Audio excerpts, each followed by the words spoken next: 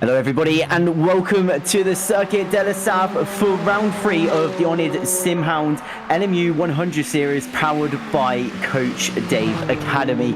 We're here today, as you can see, in the beautiful Le Mans, France. We're about to go past the Le Mans Stadium, going onto the Mulsanne straight, where, as you can probably see to your right hand side there, no chicanes on the Mulsanne tonight. And well, for a Peugeot, they have a great history here, with them actually having the outright speed record down the Mulsanne straight with 405 kilometers an hour, which is 250 miles per hour on this Mulsanne straight back in the 80s. But anyway, before I start nerding out, we'll go across to, well, my fellow commentator as usual. I've got Sam Grant with me. Sam, how are you doing?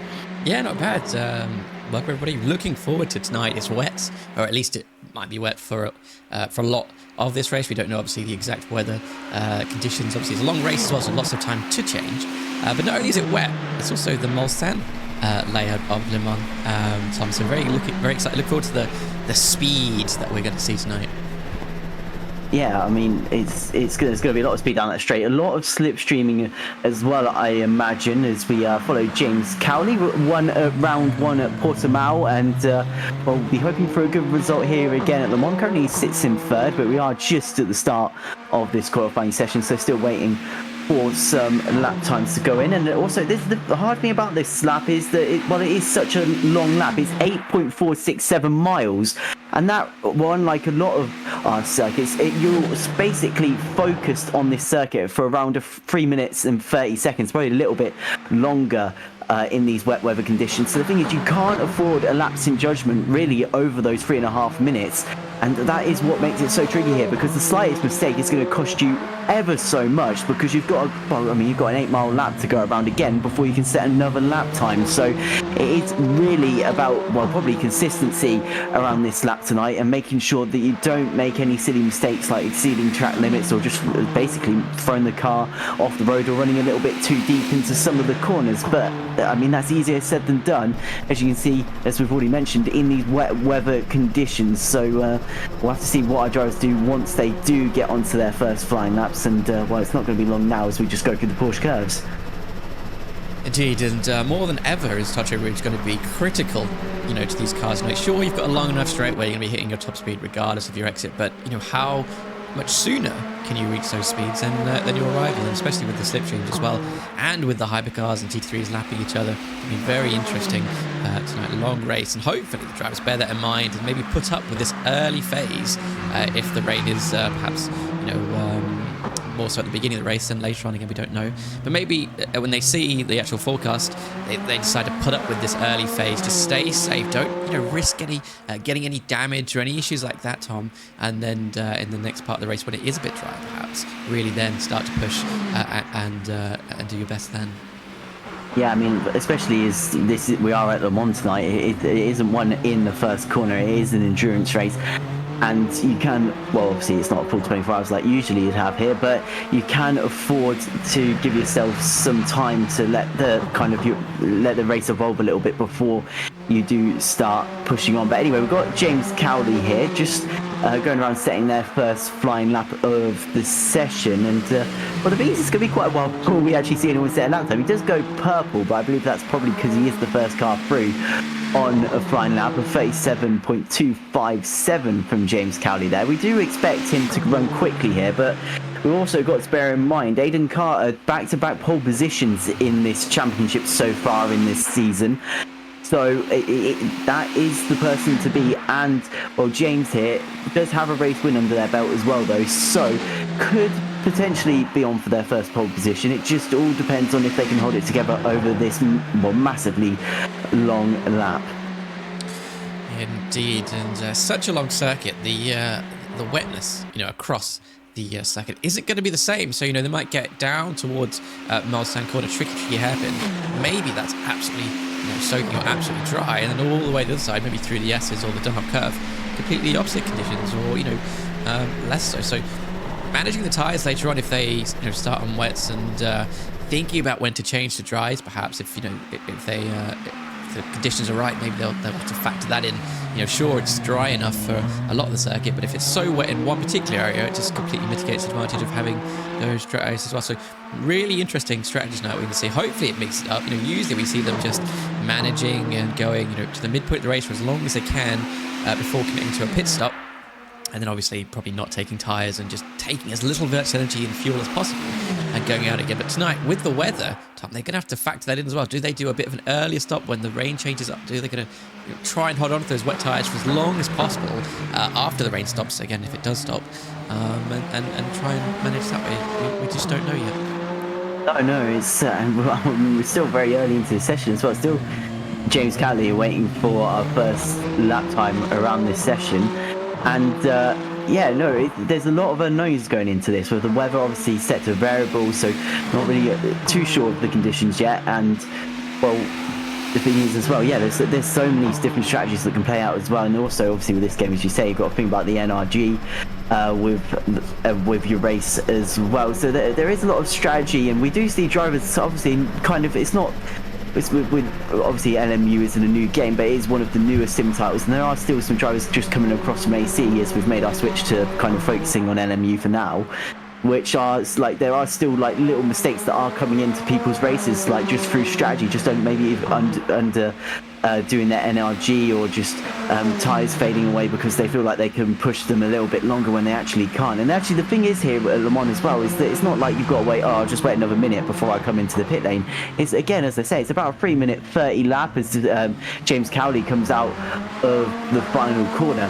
So the thing is, if you do make that mistake and realise, I should have gone in at the start of this lap, you're going to have to wait another 3 minutes, and it's going to cost you quite a bit around this circuit. There you go, James Cowley sets a 3-minute 32.832 to set our bench time, but Olsen gets close. Carter's about a second off, so Cowley really feeling comfortable at this Le Mans circuit. Carter, who has been our pace setter for most of this championship, can't get close, but Alex Shabi comes through in the Ferrari. It's first driver actually into the 3-minute 31s, and is at the top by 1.4 seconds. A phenomenal lap time there by James Cowley as we come to Athol Baskar here in the BMW.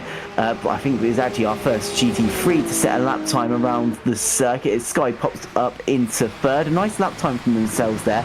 And the other thing is that they actually have finished both the races so far this season in third position, so good place to keep that consistent for Scotty so far, as Zach Silver comes across the line in 7th and does then reset themselves back to the pit lane. As you can see, track temperature 18.1 Celsius, 16 Celsius, with rain, 30% chance of rain, with wet 60%, as Daniel Chevelle just in 4th position at the moment, just behind just under 2 tenths behind Scotty at the moment, but not an okay first sector, about 3 tenths off, obviously a long lap, so still plenty of time to find over this lap. But it's a very mixed up timing screen we've got at the moment. Aidan Carr, who has been the pace setter over this season so far, only set a time good enough for 5th, and is actually over 2 seconds off of our pole position time. Obviously still a lot of time left in this session for them to improve, but really Alex Shabi has set the pace in this session right off of the bat. And actually James Cowley is responding though, was off by a really rough first sector, was off by 0.688, so 6 tenths there by James Cowley giving up, but it's gained gone purple in the middle sector and it's gained back around 3 tenths there, so needs a strong final sector. But the thing is as well, Alex Shabi's 1.4 seconds quicker than Cowley is so far in this session, so really but this has got to be an absolutely mega final sector for Cowley to really trouble the Ferrari at the front of the field as we come back to Tyler Hammer here. Currently in 2nd, as we've got Dmitry Yaroshenko as well, currently 3rd, so decent time in the GT3s, with Baskar actually still the pace setter in that class with a 4-minute 01, and about everyone else around about a second behind him with the Corvette's running pretty well here. We did see him, or when I was last here at Portimao, we did see them struggling a little bit for grip, but Hammer and Vest currently got both Corvettes into the top 5 of this session. As Alfie Bevins, sorry, as I was getting distracted there, 3 minute 30.633 goes to the top of the times by about 7 tenths there. That is a good lap time. You can see he's still pushing, coming out of Tetra Rouge there. Massive twitch at the rear end of the Ferrari. So you can see Alfie is still pushing, and you can see there 0.166, only just down in the first sector. But Daniel Chevelle, oh yes, he's going absolutely flying. He's found about half a second in that middle sector. It's only 0.128 down in the first sector as well. So this is looking like a decent lap time from Chevelle. He only needs he's looking good to kind of move ahead of Scotty as things currently stand. Would need a big final sector to try and move ahead of James County. Got to remember as well, they were purple themselves in the middle sector was Cowley's. I think there was an improvement from Carter there, moves up into third, but we'll have to see how long that's for, because Daniel Chevelle will come through the Ford chicane, and twitching the rear end, he's lost it completely. Just a little bit too much curb at that second part of the Ford chicane, and well, what could have been a mega lap time there from Daniel Chevelle has thrown it away really at the final corner. So that's good news if your name is Angela Scott, though, because with that improvement, Angela will stay. Well, actually, he's been moved down to 5th, but doesn't have to worry about Chevelle anymore. As you can see, Cowley is currently still in 4th. Carter slots themselves into 3rd as well, and then obviously the top 2 are still Ferraris at the front of the field, which well, does reminisce real life. Obviously, Ferrari taking the last 2 victories at the Circuit della Safra in real life as well. So obviously it is a venue that favours these cars. As Angela Scott struggling in the first sector, almost a second down. That is not how you want to start your first flying lap, and make potentially their final flying lap of this session with 2 minutes and 43 seconds now to go as we come back to Daniel Chevelle. And actually the question is, will they actually get around again? Because again, 2 minutes, oh well, that was definitely reconstructing the racing line there, Daniel, but they will continue on. Oh, and it's bouncing off the wall as well. That's not going to be particularly great when it comes to doing your flying lap, as Tyler Hammer does, I think that is an improvement, moves into, well actually it stays in 2nd position, but is still just under a second off of Baskar. But no one seems to be able to catch up with the BMW driver here today. Seems to really have that pace in the 46 car, as Yaroshenko and Vest and, well, Jelinek, the world top 5 really haven't changed too much for our GT3 cars as it stands. And well, the Ferraris still topping in still topping in the hypercar class, as Nick Manders comes across the line and I think is seventh from 8th. Yeah, so Charlie and the swapping round. Martin Thorpe also moving up to 6th in class. And as you rightly say, a lot of these drivers on their final laps now for qualifying, so crucial to get that last lap in if they've got anything in them. Worth noting though, the wetness of the track has increased. It's totally wet. It's absolutely saturated out there, so I don't imagine we'll see many improvements in these final laps here. But one thing they should be certainly using this final lap for is a practice pit in. Tom, a crucial thing to practice. You can go wrong so easily, but there's also a lot of time gained from doing so. Yeah, exactly, because, well, I mean, yeah, if you get it wrong, you lose a massive amount of time. If you get it just right, it really can make you up some positions in this series, as Martin Ford running in 19th in the Ford Mustang. But no, you're completely right. It's, well, I think, as we've seen, the pits can be a little bit of a struggle in this game as well, also because obviously something I learned when I was playing this 2 weeks ago now was that obviously there's no ghosting in the pit lane, so there can be some little kind of people falling over each other when they exit their pit box, because obviously you don't go through the car that's coming through the pit lane, so you can make a little bit of contact, and then also obviously then damaging your car, damaging their car, meaning you'll probably have to come into the pits again. And so this game, as I'm trying to get out, is really tricky when it does come to its pit stops, and compared to the other titles in the sim racing industry, it can cost you a lot, and there's a lot of areas to slip up on. Yeah, certainly. As Ralph Fest comes down towards Mulsanne, tricky corner when you've got the chicanes on the straight here. When you've not got those and you're just going to be on the rev limiter approaching this corner, it'll be very tricky indeed, particularly with the wet as well. Tries to just get the car stopped in a straight line without too much wiggling. Does improve also, by the way, in the first sector against their personal best. Not so much for improvement, unfortunately, in the middle sector. Though, so really will be pushing now in the final sector to gain maybe one more position here and jump Dmitry Yaroshenko. We'll have a bit of a job to do though. I mean, it's 7/10 is the gap between Yaroshenko and Ralph, so quite a bit of work to be able to get that done.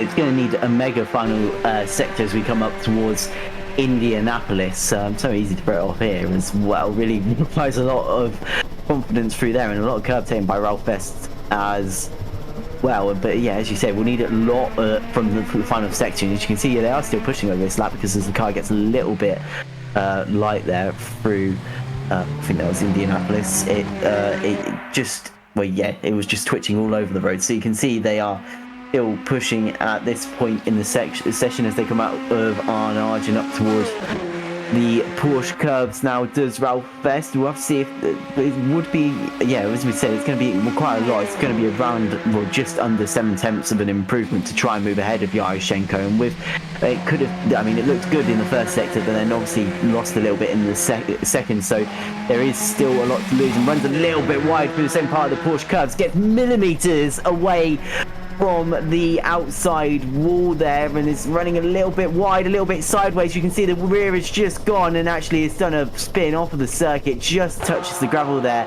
on the outside of the Corvette curves, and that is it for Ralph Best. Pushed a little bit too much, but Christian Kiesig absolutely flying. Was down 6/10 in the first sector, but it's found 1.4 up in the middle sector, and actually this is unusual from Kiesig. Normally a very quick driver you expect to be at the top of the times. Our reigning Sunday League champion with the ACC stuff. He's getting all sorts of sideways coming through the Corvette curves. He'll come up towards the Porsche curve. Not Porsche curves, the Ford chicane now.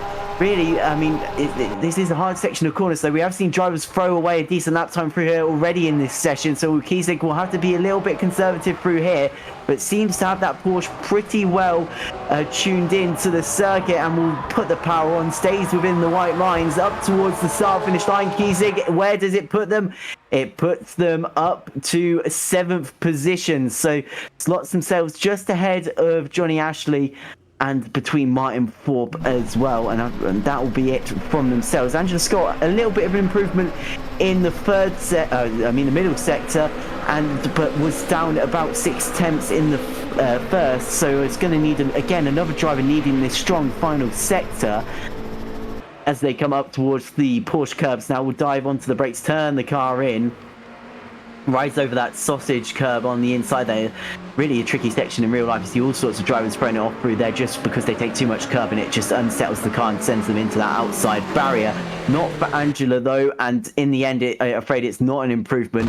It's down 2 seconds in that final sector, and that will end their qualifying session. As we come to John Cotty here, we come to Richard Mulsanne here, is up 3 seconds in the first, up a second in the middle sector, so this should be an improvement for them as they come out of the Ford chicane now, get the power on. You can see a little bit of a squirrely rear end there. We'll come up towards the start finish line, and it is an improvement up to 15th position, so has just gone ahead of Cotty, who themselves were improving, but obviously they felt like they're throwing it away somewhere in that last sector and have decided to come into the pit lane, have cut a little bit of the chicane coming into the pit lane there, but I believe they will come to a stop now. There they go into their pit box, and I assume this is the last car on circuit. Actually, yeah, no, I can see it on the map. This is the last car on circuit. Yeah, it is indeed, and whilst that's going on, I'm going to quickly turn this up a little bit. So yeah, that was qualifying in the wet. Much of the same, I'm sure, for the race, knowing Johnny and how he likes to configure races. But we're very interesting. At least it's nothing too technical of a circuit in the wet. But certainly there will be tricky corners. Indianapolis is tricky enough in the dry, Tom. So carrying the speed through the wet, some drivers will have to really be brave there, and similarly through the Porsche curves as well. Just again knowing how much you need to lift and where to place your car to be able to maximize lap time, whilst also defend if you need to or attack if you need to. So, you know, sure, it's about going as quick as you can, but sometimes you have to sacrifice that lap time in order to hold on to your track position and stay ahead of your opponents. But let's have a quick run through the order, shall we, Tom, if I can put the nice fancy graphic up. Would you like me to read them? Yeah, go for it. Okay, Alfie Bevan's on pole position, first of the season, followed by Alex Shahabi, making it a Ferrari 1-2. Aiden Carter in third position, followed by James Cowley, both race winners so far this season. Angela Scott in fifth, with Daniel Chevelle in sixth position, the highest of the Porsches, Angela Scott. Zach Silver, the highest of the Cadillacs, in seventh, and eighth place for Nick Manders in the Team Penske Porsche. Then in the Jota Porsche, Charlie Morgan in ninth, 10th is Runa Olsen in, well, another Porsche, as the Alpine of Jacob Hein is in 11th, and 12th goes to Tom Watson. Then on row 7, you've got Dave Splinter, and in 14th, the first of the GT3s, Atul Bhaskar. Then second place in the GT3s, Tyler Hammer in 15th, and Dmitro Yaroshenko in third in the GT3s. Ralph Fest in 17th in the Corvette, with 18th going to Petr Jelinek. 19th is Martin Thorpe, followed by Christian Kiesig in the Porsche. Then on row 11, you've got Johnny Ashley in 21st, with 22nd going the way of Matt Townsend. Then on row 12, it is Tim Bobb in the McLaren and Greg Prescott in 24th in the Mustang. Then on row 13, it's the Ferrari of Alex Parkin, and in 26th, we've got Daniel Lindbaum in the Porsche. In row 14 is Dave Shalecki in 27th, and 28th goes the way of Richard Mazan. Then on row 15, rounding out our grid, is John Cotti in 29th position in the BMW. As you can see in the background, well, our formation, well, half our formation map is just about getting underway. They'll make their way out of the Corvette curves, and what you've got to think about as well here, and what I was going to mention when you were talking about the corners a minute ago, wet weather conditions. Even though actually it's a dry circuit, as you can see, but some drivers with their window wipers on, maybe suggesting some little spatterings of rain. It's the Porsche chicane. It's a bit decisive because you imagine it to be quite a tight part of the circuit, but you do a lot of the time, well, at least in the dry conditions, carry a lot of momentum through there, and those curves can catch you out in the dry conditions. So with them being a little bit more slippy in this wet weather conditions, they can easily catch you out, as well as we saw with the Ferrari of Chevelle, who's starting in sixth and could have been higher if they were able to improve in the end, if they hadn't have made that mistake. So as we now make our way through the Porsche chicanes, we're moments away from the start of round 3 of the oNiD Simhound LMU 100 series, powered by Coach Dave Academy. A first-time pole sitter in Alfie Bevans, taking it away from Aiden Carr, who's really dominated qualifying over this season. Can they make it a third different race winner from 3 rounds? We'll have to see. If the lights go green, the marshal waves the green flag, and it's the great start of Alfie Bevans. And it's not so good for Alex Shahabi, who's being swamped by the Peugeot of James Cowley. Cowley's going to go to the inside. He's been here in the rear. Off goes Alex Shahabi into the gravel. That Aiden Carr went straight into the rear of them, and it seems to have spooked them a little bit as Carr loses some positions. Rejoining across the gravel though comes Alex Shahabi. I think somehow he's stayed ahead and is still in third position, maybe with some dirt on their tyres though, so they're going to have to try and get that off. And there a big spin in the background. I think that's Jacob Hein, and he's collected one of the Jota Porsches. I think that's Charlie Morgan dropping through the order as well. So Hein and Morgan will have to try and find their way back up through this field, and it's been a bit of a carnage field first lap there. Somehow Alex Shahabi has come away after being sideways in the gravel, is somehow in third position at the end of this one. Look out for the Alpine in this straight line though, because I saw Aiden Carr complaining in chat that I think the Alpine does not have good straight line performance. As you can see, the Porsche behind Aiden Carr of Nick Manders is really closing in, coming into the brain zone, and also just ahead, Angela Scott looking like they're going to lose out to Chevelle. And the thing is as well, I was waiting for a chicane to come up there, but obviously no, we're running with the full Mulsanne, so we've got a bit of an Indianapolis approach here with cars just slipstreaming each other, a little bit of a slipstream fun. And actually in the background, the GT3s, it looks like they're absolutely 5 wide in the background, I think I can see. But as you can see, Chevelle will make the move as Petr Jelinek and the Corvette of, I think that the Corvette of Ralph Vest, who has actually leapfrogged Hammer into second place in the GT3 class is actually no, or was it updating? No, never mind. It's well, I've got lost. We're actually a bit. So that's BMW. That's got Vest. It's a timing screen lying to me. It oh no, there you go. possibly is. We're watching Ralph Thess here, obviously, at the moment, the Corvette, behind, in front of Tyler Hammer and Petty Alec in the Aston Martin, obviously going door banging with the BMW of Johnny Ashley, no less. Stuck onto the gravel goes Christian Kiesig in his Porsche, obviously iconic Kiesig Porsche. There is a all-file single file down towards Indianapolis. Now obviously the Mustang there, sorry, side by side, Martin Thorpe and Kiesig trying to just hold on to the inside line, trying to get P19 overall, P6 obviously in class, done and dusted. Kiesig opening up Indianapolis as much as he can, looking forward to carrying more speed perhaps in the Mustang and just carrying a bit more momentum, and also defending slightly from Matt Townsend behind as they go onto the brakes now through the tricky left-hander here. Not long before another right-hand corner though, onto the brakes again.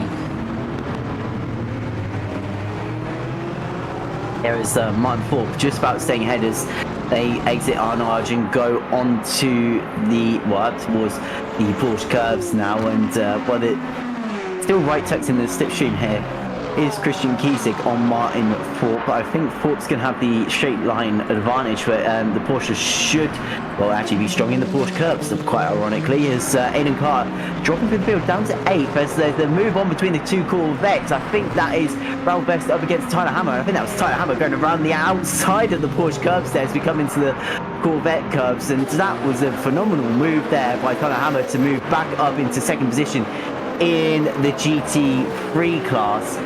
As we come into the first corner for the second time in this race, is Jacob Hine getting all twitchy on the rear end as looking for a move past one of the Porsches there. As we'll come back to Johnny Ashley. Has he got a little bit of damage? It seems like a very early stop. It does seem very early, but one thing to remember here is Johnny set up the race. So does Johnny know something that we don't know in terms of weather forecasting or anything like that, perhaps? As the rain starts to increase, there's a bit more wetness on the track. They're up to 5% now, so it is getting wet. There is a bit of rain. We can see the wipers waggling like a tail on a dog throughout the field, obviously. So for now, the dry tyre is looking to be able to manage to do the job, but maybe, who knows, it's about to get a lot more intense. We obviously don't know until that happens. Luckily, there is a nice bit of temperature on the track, 27 degrees, so not so bad as it was in qualifying. But for now, we'll continue on with these battles in the dry weather and leave Johnny to sort of do his stuff in the pits, whatever he needs to do. We'll watch this unfold in the meantime.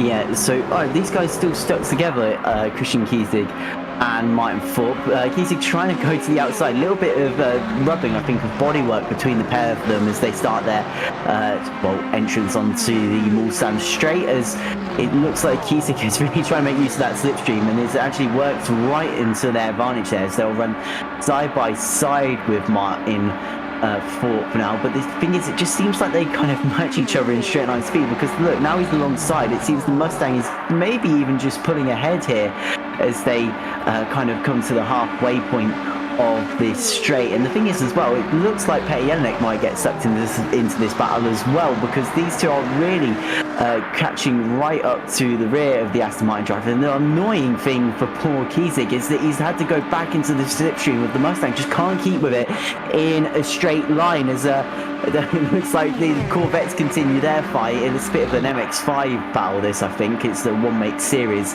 between the two Corvettes, as Ralph Best moves ahead again, ahead of Tyler Hammer. They'll come into the braking zone for the Mulsanne corner, but it's it seems that Vest is going to stay ahead just for now. Actually, no, he's not. He's gone wide, completely outbroke themselves, and that's put Tyler Hammer back up into first position and Vest back into second. So that's a bit of a wasted opportunity for Vest there, because it means that they are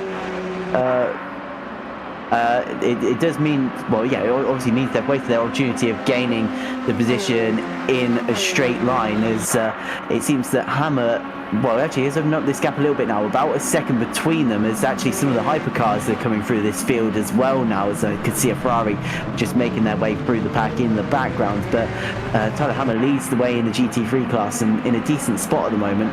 As actually, no, it's one of the Jota Porsches. It's Tom Watson making their way through the field. As this is Daniel Chavez. No, Daniel Chavez. I've done it again. Oh, it's they're both Ferraris. There's a yellow flag as well for Martin Thorpe in the GT3 field, wingless as it stands, coming out onto. I was going to say on Arch, but I was going to say, sorry, I've played in, but I was going to say we did just see Watson coming around the outside of him. So has there been contact with a hypercar? We can have a little replay. Let's have a quick look. Obviously, I see a hypercar there. Mustang in the background, trying to filter on through. Do they check up? Just loses the rear. I mean, the track maybe is a little bit down. And then obviously hits the rear of the barrier. They're very unlucky, very unfortunate. Gets going again, but it's going to be a tricky trip back to the pit lane. As John Cossey will now come to, currently in 14th ahead of Alex Parkin. Allwyn seems to have outbroke themselves there. Arnage just about keeps it on the circuit. Lucky that, as it seems mindful with that rear end damage.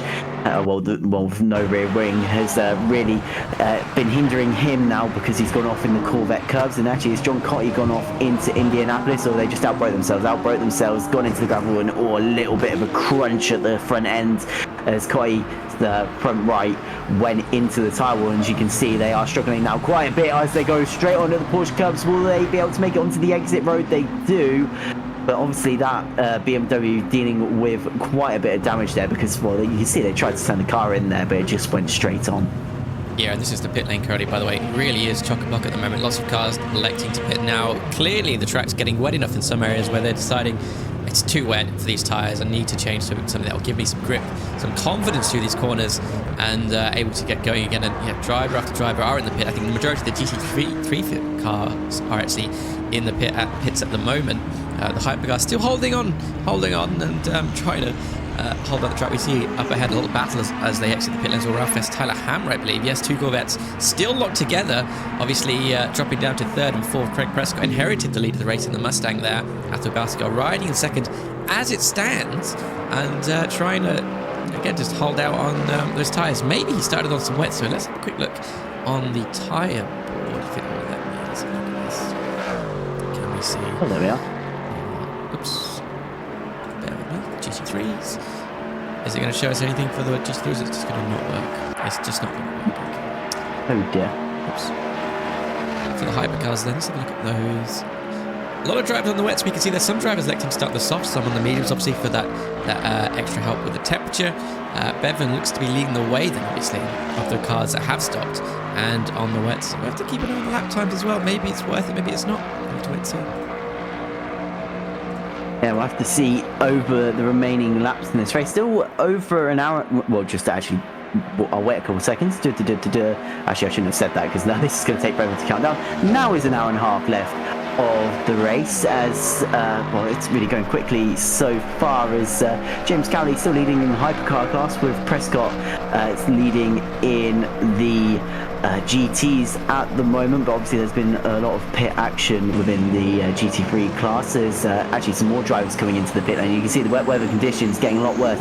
It is kind of one of those circuits that has its kind of own weather ecosystem, if you know what I mean, because it's such a big track, as I mentioned already, over 8 miles long. It can be raining at one corner, but then obviously because it's 8 miles long, the other half of the circuit, it can be bleak sunshine. So it's one of those venues where you really do need to try and get your pit strategy right, as we can see drivers coming in, and actually maybe a little bit of a mistake. I think that was Aiden Carter that just went into their pit stall, didn't seem to get the car positioned straight, and probably lost a little bit of time as their mechanics had to reposition the car just ever so slightly there. So we'll have to see how that affects them coming out of the pit lane. Anyway, we've got a battle on for 6th position. Petr Jelinek up against Matt Townsend. McLaren versus Aston Martin in this race as they come side by side as they come up towards Indianapolis again on this lap, as we'll have to see who is the bravest through here. Don't really want to run too wide through here because it's hard enough getting one car through here, let alone two. And if you make a little bit of contact, it can be like an aerobatic accident through here. But very brave from Petty Enenek to go around the outside and then close the door on Matt Townsend, who had to yield in the end. And it seems the Aston Martin of Petty Enenek in the Heart of Racing car will hold on for now in the 6th position, just outside the top 5. These guys, as you can see, Christian Kiesig has got just ahead up the road, and this battle doesn't look like it's over anytime soon. But we've got the hypercars coming out of the pit lane, and it seems like quite a close pit exit. Is Dave Splinter and Nick Manders here fighting one another, making their way past one of the GT3 McLarens. And welcome to the Slipstream Fest now, as there were both be following each other for quite a while down this pit straight. And you can just see how intense this on board is as well. Look at the camera shake on the car. You can just get a sense of the speed they're going at the moment. And the thing is, it doesn't seem like, I think we're on board with Manders, it doesn't seem like they're catching each other too much, as Rune Bertolsen and Jacob Hein now running too wide. This is for a place, this is for the place for 9th position between the pair of them. The issue is for Jacob, he's going to have to let out because there is a GT3 McLaren just up the road, so can't really afford to run too wide at this stage, because he's going to have to move over for that McLaren. There's Alex Habby in a battle with Aidan Carr on pit exit as well, so it seems like Carr has actually made this pit strategy work, as Shabby seems to be falling through the order, as we'll run too wide with Jacob Hind and Rune Bertolsen, and it's Hind coming into the Mulsanne corner, getting on the brakes, getting the car turned in, and really actually getting that move very nicely done, and moves up into 9th position. Just seems to be the driver with the greater pace at this part of the session. So as they come up towards Indianapolis, that is move done. As you can see, it's a very mixed up hypercar class after that pit cycle, because Alfie Bones does resume in the race lead, but then gets a little bit more shaken up underneath that, with Chevrolet in 2nd, about 15 seconds back from Bevins at this point. Then Scotty in 3rd, Cowley in 4th, and Splinter in 5th. So it is a shaken up order at the moment, and Alex Shabby seems to be a big loser. And actually, is there front end damage to that Ferrari? I don't want to say there is, because it doesn't seem like they've lost any time. It just looked like it was some little kind of black spots on it, like scratch marks, but I could be mistaken. It might just be this wet weather. Possibly. Alex Sharby in that Ferrari, as you mentioned, actually shares the highest top speed in the speed trap with Daniel Chevelle at 342 as near as makes no difference. Both these cars, Ferrari and Ferrari, so maybe scrub line to be mentioned about that. So the Ferrari is a straight line, perhaps. Or maybe it's the 296, I'm getting confused, I don't know. But shares the fastest speed. N-Car2 was mentioning as well, by the way, the appalling top speed of the Alpine. As we know, Aidan Carter and Jacob Hine, both those drivers are in the Alpine. A vast difference in top speed between these two. Actually, it's a difference of 8 kph in favour of Jacob Hine. Certainly, Aidan Carter with the lowest at the speed trap. So seems to have a difference of setup, or maybe coming out the corner a bit differently. We don't know. Certainly, whatever it is definitely affecting their top speed. Nick Manders within 2.5 tenths as well of Dave Spiller, by the way, for the top 5 here. Porsche on Porsche, and I have to say, I love seeing the Porsche in hypercar. Although there's an issue there from Dave Spiller going very, very deep in sector 1. They're obviously through the S's, or maybe Dunlop curve. I'm not quite sure. This is the S's now, right? With all your knowledge. Dunlop. It was Dunlop course into the chicane, and then as they go under the Dunlop sign, it's the S's. Yeah, but not enough for Nick Manders to capitalise and steal P5. Instead, he's left defending from Alex Harvey, who's not far at all behind, but luckily it's Aidan Carter applying pressure and going very, very wide at Tartre Route before entering, obviously, the Mulsanne straight, certainly giving Alex some breathing room there, and certainly leaving Nick to focus on his attack of Dave Spiller, as these guys lapping up the slipstream now. 4 in a line here, 4 in a row. Obviously, the front runner here, Dave Spiller, not having any slipstream. Luckily, I don't think it makes too much difference in the hypercar class. Able to a bit of a gap, actually. Look at that gap increase from Nick Manders. So slipstream or not, Nick Manders is actually suffering from the Ferrari of Alex Arby driving on by. That was incredible. Where'd that come from? And just completely cut his nose off as well as he came past there. It was really millimetres between the rear end of Alex Sharby's Ferrari and the front of Nick Manders' Porsche. So yeah, really just sliced across the front of him. You'd be annoyed if someone did that to you on the motorway, but I suppose it doesn't matter in a race as they come up towards the Mulsanne corner now, and it doesn't seem like Mandis has any speed now they're in the toe of the fry to come back at these guys either. So now as they come into the Mulsanne corner, we'll see maybe a little bit stronger on the brakes because of the lack of straight line speed, but doesn't seem to be putting them under too much pressure. The big loser is, though, as we've mentioned, is Aiden Carr, and it gets a really bad exit onto this part of the circuit as well. Just seems to get a little bit crossed up on the curbing on the outside of the Mulsanne corner there, and now as they come down towards Indianapolis, it just seems they've lost out massively and have really fallen out of this battle. And that's good news for Alex Shabby because they were under a little bit of pressure from Carter, but now down the inside of Dave Splinter. Splinter doesn't give up though and sends it around the outside of Shabby to stay ahead as they come into Indianapolis, up towards Arnage now. And as they come into the braking zone for this corner, it doesn't seem like Shabby will have the pace, but Splinter runs a little bit deep, so Shabby will have a nice run up towards the Porsche curves as they come onto the Porsche advertising board now. Will decide to go to the outside, but it will be the inside as they come into the Porsche curves, but will soon change to the outside as they go into the second section of the Porsche curves. So we'll have to see who can make this work. Splinter to the outside now, Shabby to the inside. Shabby's going to go through. Splinter tried to send it around the outside, but a little bit of an elbow left out there by Shabby means that he secures himself the position. And actually now Splinter, after looking like they've got away a little bit from Nick Manders, finding themselves under a little bit of pressure. This is probably a little bit, maybe running a little bit more over the Alpine and the Porsche of Nick Manders. So they seem to be stronger through these high-speed corners like the Corvette curves, like the Porsche curves.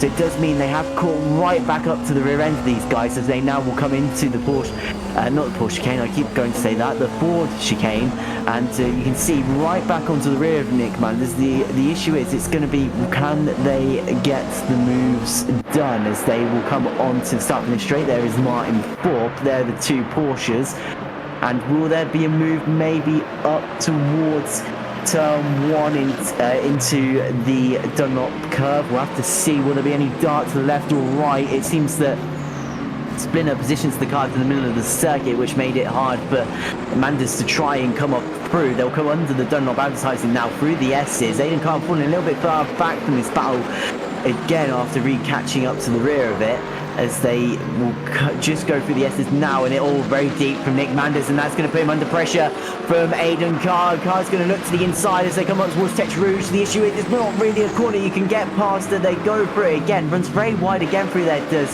Aiden Carr. Really needs all the entry speed to the Mulsanne straight that they can take, but as we've seen, that this car really seems to not have the straight line performance of its competitors around it. I think the good thing is though, Carr is going to take advantage of the slipstream this time from Nick Manders and will position themselves to the right hand side of the circuit, and we'll have to see, does the Alpine have speed without the toe to come past? I don't think it does. There's a little bit of a lag there, I think, from the other Porsche running ahead of these guys as well as Splinter, so we'll have to see what happens to them. But it seems like Manders and Carr running at a similar pace, and that Porsche is slowing up again. That's not ideal for Nick Manders, and actually could see Aiden Carter make two positions up here depending on what happens when they come up towards the Mulsanne corner. But the good thing is it has really held up Nick Manders some of that whatever that's going on with the car ahead, and it does mean that he's been able to they've been able to stay alongside up towards the Mulsanne corner now. So we'll have the inside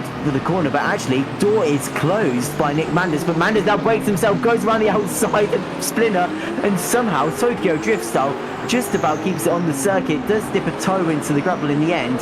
And well, actually they have lost out quite big there, because the thing is they have lost all their momentum on this short straight, and it does mean that Jacob Hine is now going to put them under pressure. Big mistake from Matt Townsend as well, who seems to have had a bit of an off at the Porsche curb as we come to a replay. Yeah, let's have a look at what happened to Matt Townsend. P8 in the GT3 field, running ahead of Daniel Lynn. Just loses the rear going towards the Porsche curve, I think. And luckily avoids the wall. We see the tyre there. Plenty of wheel spin trying to get going with the wall. Plenty of temperature, I'm sure, gained. Maybe just enough confidence. Does lose out. Looks like a complacent there, unfortunately. Just decides to clip through the world. Tip up just ahead here, 6 tenths away from the BMW. We've got Tyler Hammer in the GT3 field as well. In third, obviously, Athel Baskar, who somehow... Oh no, he started first, Ralph Est, moving up 2 places, starting fourth. So really did gain apparently during the pit stops, did Ralph Fair. Staying in car to grabbing 6th, by the way, in the Alpine somehow. We've seen the Porsche behind just losing the rear, maybe a bit of lag perhaps from our side there as they flick through the Porsche curves now. And there's another yellow flag for a car briefly sorting themselves out. I think it might be Alex Parking actually, yes. Alex Parking having an issue just before the start-finish line, losing out in a couple of places. I think mostly hypercars though, luckily. Yeah, I think that's my Borg just coming through. But yeah, seems to have lost it again in the Ford chicane as Matt Townsend as well. They have a little bit of off there coming into the SS, or they just cut the chicane at the Dunlop curve. We'll have to see. But that does mean that actually just asked in chat as well. Don't know how his I think Swan just asked how Lindblom is doing. And there you go, sitting in 9th position, and going to be putting Matt Townsend anytime soon under some pressure, maybe for 8th position in the GT3 class. So we'll keep an eye on that one. But as you asked, you may see, and as you can see, a decent time is being had by Daniel Lindblom, running in 9th in the GT3s. Also, thank you for the follow. Might butcher this. Petruskas RC. Thank you for following, and we'll hopefully you enjoy the next hour and 17 minutes of racing here around the Circuit de la South. And as you can see on the right, there's a McDonald's, I can tell you, in that kind of industrial retail area. As we ride on board with Daniel Lindblom. And actually, you might see the pub just down the straight. Actually, I don't know if we've come past it yet. I think we have. But or is it here? Or actually, is this it? No, I can't remember. But actually, no, there it is. There's the pub. And if you go to that pub, you can make a reservation.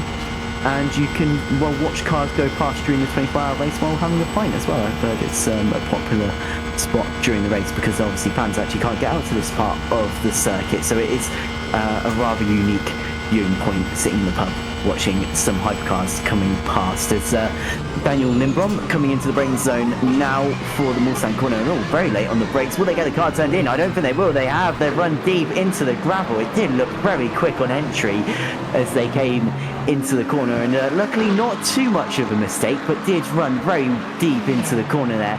And that is going to cost them just a little bit of time, especially with some of these hypercar class cars making their way past now as well. And it's got a bit quiet at the front of the field as well. Bevan's really doing a good job, running about 15 seconds ahead of Sheva, with the Ferrari seeming to run well here because, 5 of them sitting in the, no, not 5 of them, 3 of them sitting in the top 5, I beg my own pardon. And the closest battle it seems is Cowley, who's just about a second back from Gotti at this point in the race. And the Corvettes still haven't seemed to have separated each other either. Only half a second between Hammer and Vest as well at this point in the race. So here we come to them now, just going through the Corvette curves. We've obviously a big off, I think, for Tommy Milner through there a couple of years ago in a Corvette as well, but these guys, going through that section of the circuit with no problems at all at this part of the race. They go under the Porsche tunnel there. I can tell you that was a very nice tunnel when they had it there in real life. Some really nice art in there. I think it was some sort of anniversary for Porsche at the race. I can't exactly remember which, but it was some very nice kind of retro livery artwork in that tunnel. As we come to James Cowley in this battle, really heating up now for 3rd position as they come into the braking zone for the Ford chicane. It seems Cowley's getting right on the rear, and actually Andrew Scott being held up here by one of the BMWs. I think that might be Johnny Ashley, who's I think that is Johnny Ashley, who's just held Angela up ever so slightly. So that's going to come into Cowley's favour here now, within half a second of a podium spot at this in this race, as we can still see the Corvettes still right with one another as they come into Tetra Rouge now, both of them keeping it just in track limits. A little bit wide by Ralph Best, and actually seems to get a little bit of understeer, which may have cost them some momentum coming onto this straight. So that's going to work in. Actually, no, it's going to work in Tyler Hammer was the one that made that mistake. Sorry, it's going to work in Ralph Best's favour because you can see Ralph right in the slipstream of their fellow Corvette. I think actually bump drafting their fellow Corvette at the moment as they go in a straight line. As you can see, really just pushing them along the straight. But I mean, rubbing is racing, as they say. It seems like Alex Parkins had another off. I think that is at turn 1. That's the chicanes just after the Dunlop curve. It is indeed. These two almost pushing each other down the Mulsanne straight. It's been very interesting Corvette on Corvette action. And still, there's an hour and 13 minutes to go.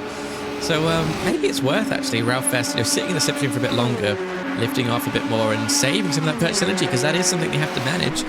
So maybe it's worth it, maybe not. If Ralph wants to get past and get on to Basco, that's his prerogative. But there is that strategy to bear in mind. Pulls out of the outside, does have hypercars trying to slot on by before they get onto the brakes for the Mulsanne corner. Actually, they're a bit of a ways from that now round. The little kink onto the brakes now, get it straightened up as much as you can before turning. We see the glow of the brake discs there from the Corvette of the Ralph Fest. Loses the rear, in fact, trying to get on the throttle maybe too early, maybe the dirty air.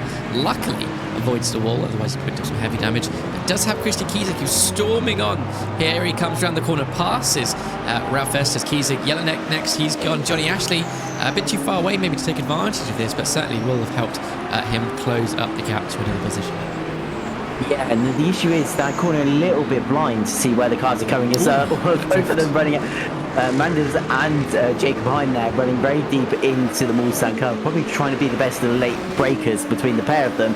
And well, both of them didn't win that battle, as they both went kind of 2 inches away from ending up in that gold trap, with both cars kind of losing the rear end, as Johnny Ashley now getting overtaken by the 2 sideways hypercars. There's a lot of curb taken there by Jacob Hind as they come up to the Indianapolis now.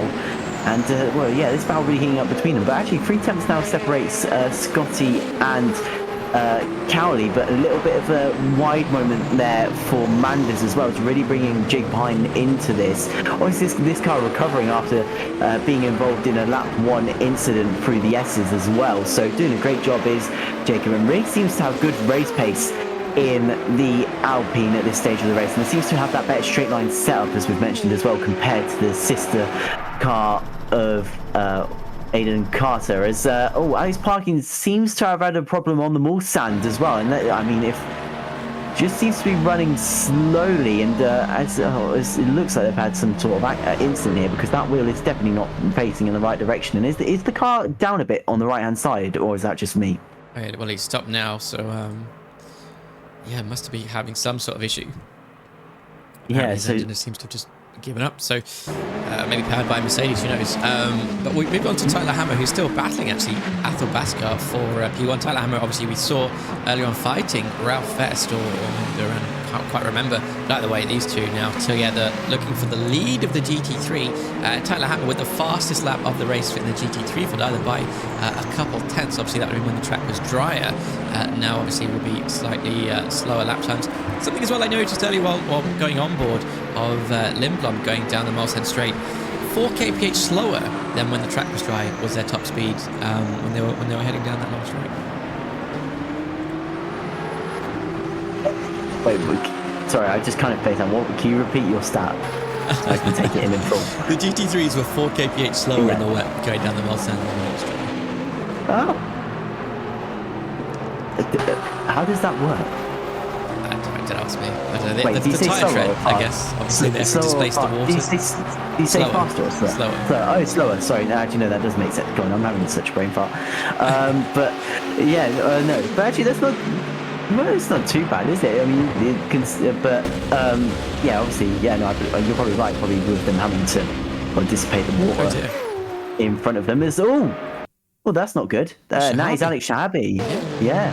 So that is a big off for Shahabi. It doesn't seem to have anyone around him either. So is this going to be some sort of wheel failure? Will the car just suddenly dart off to the left or right hand side? Yeah.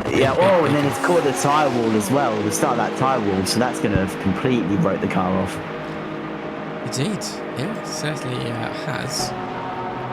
It's weird though, because it didn't seem like it just kind of, the car went all the way to the right. It just seemed like a little twitch, and that was enough to unsettle Chabi, and there was no way that they were going to be able to save that in the end. And I mean, it was probably even more unlucky that it happened where it happened, because it was just at the exit of where would be the first chicane. So obviously that tyre wall starts there because it's obviously there for the exit of the chicane, and he's just collected it straight on, and well, obviously it would have been a lot of damage anyway because it was a high-speed crash, but just beating that wall at the speed they were going really probably wasn't helpful to their cause. As we can see the battle, this is now third between Per Jelinek and Christian Kiesig, as Johnny Ashley up into fifth, so has got ahead of Vest after their spin a couple of laps ago, and it's all very close in the GT3 class. Really the one to watch at the moment.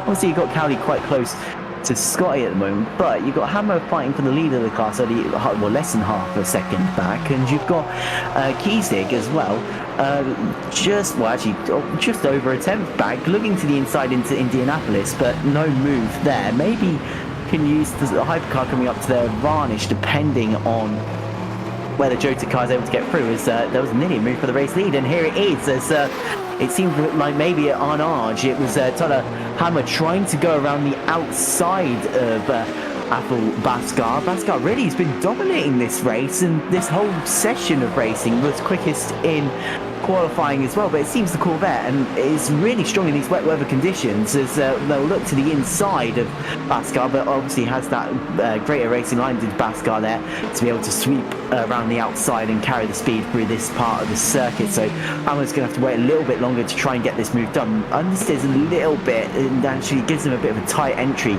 into the Corvette curb, which isn't going to help. I thought it was going to kind of push them to the outside of the circuit there, but it's just about kept it on the racing line, has Hammer, but didn't look ideal. I can say from driving the Corvette in wet weather conditions, it is I find, considering how many spins we saw from it at Portimao, in the wet weather conditions, it does seem to have quite a nice setup for the car. You don't really have to fight it too much, and it isn't really the most loose car at the rear end in the wet as well, so it is quite, it does give you that confidence to push, as we've seen from both Corvette drivers. We did see maybe a little bit of overconfidence from Ralph Vest, where he did spin around, but it is a car that kind of in these wet weather conditions can bring it with it a little bit of confidence. As you can see there, Ralph Vest obviously feels like they have the feeling in the car to be able to drift it through the exit of the Corvette curves, as the battle continues for the race lead in the GT3 class. It's opened up a little bit to about half a second again between these two. That hypercar not really helping the case of Tyler Hammer, who is really trying to catch up to Baskar at this point in the session. Takes a lot of curb on the entry to Techeru to try and carry as much momentum as they can onto the entry of the straight to try and close in on that BMW. As the battle between Dave Splinter and Nick Manders has refound themselves with one another, 6th and 7th place in this point in the race. As Ralph Vest has gone around again, maybe a little bit too much confidence again, just seems to have crossed themselves all up on the exit of the chicane, and that means that Daniel Lindblom will move up into 8th position, and Matt Townsend now into 6th, with Tim Bob in 7th. Tim Bob having a really nice race here, trying to move up into 6th for now. And obviously is in good proximity to try and get past Matt Townsend as well. Will really gain from the slipstream as they start their entry onto the Mulsanne. And who is that? Oh, it's Ralph Vest again. Oh god, I think I've jinxed him. I was saying how nice the Corvette's to drive in these wet weather conditions, and then ever since he just keeps spinning. But that was, and it's not easy. He hasn't got too far as well. I can tell you that's just on the the exit of the S's into Tech Rouge area part of the circuit. There have been some big offs there in the history of the Le Mans 24 Hours. I believe the Jota Porsche went off there last year I think it was in a practice session in the hands of Callum Ilott, so it is a tricky part of the circuit, as these two will continue on in the same make of Porsche, as the battle between them does continue. About a second between both of them as it stands, as we look at the time screen as well. Scotty and Cowley, not much separating them still, but really that half a second is really where that battle's stayed at, and a little bit of bumping at the rear there, some touring car action as we come into the braking zone of the Mulsanne corner. Bumping Tim Bob on the brakes there was Matt Townsend, forcing Tim Bob to run a little bit deeper into the corner, therefore opening up a little bit of a switchback move there from Matt Townsend. So now coming to the inside as they come up towards Indianapolis, it doesn't seem like Townsend does have the straight line advantage though. He's got his front left on the right rear of the McLaren of Tim Bob. They will continue side by side, and it will be the McLaren of Townsend on the inside, and actually Townsend is the one that goes through. He had just had more confidence.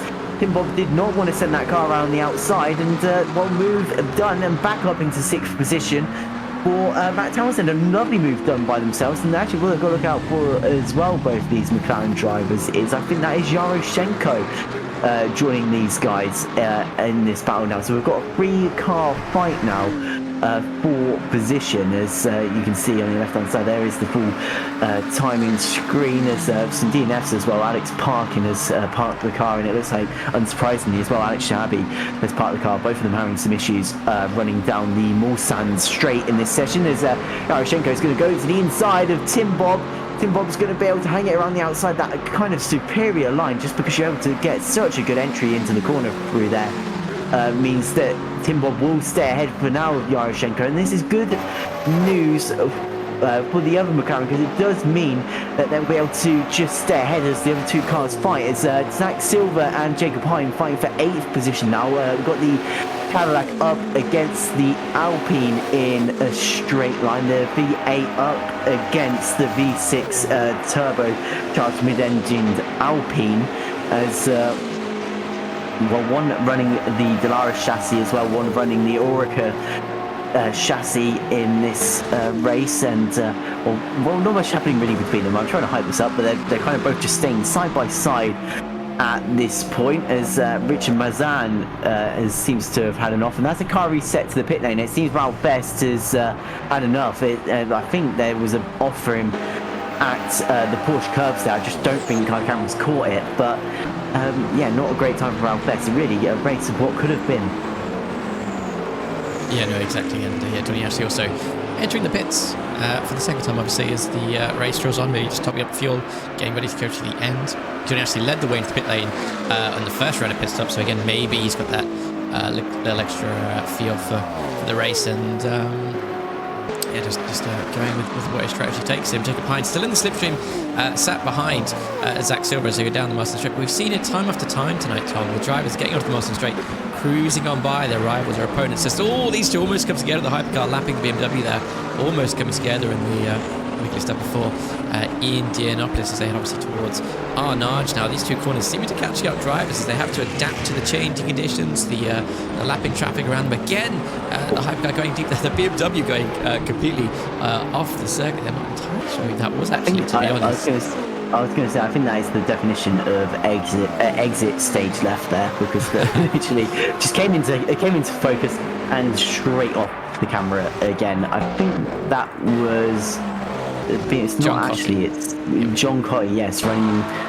27th, just struggling into oNiD. I mean, oNiD, to be honest, is, again, it's quite a decisive circuit, this, because there are some corners that you look at and you think, well, that's quite basic to go around, and then most of the time with Le Mans, it's not, because they are just that little bit tricky. As again, it probably looks like a little bit that car struggling at the rear end. It just seems like it wants to overtake itself as it's going through the curves. It's, yeah, as you can see, he just doesn't seem to have the confidence to drive the car at full throttle through here, because it just seems every time he puts the power down, it looks like the car wants to overtake him, which obviously doesn't encourage great race pace, because he's probably there's no confidence in the car. He can't push.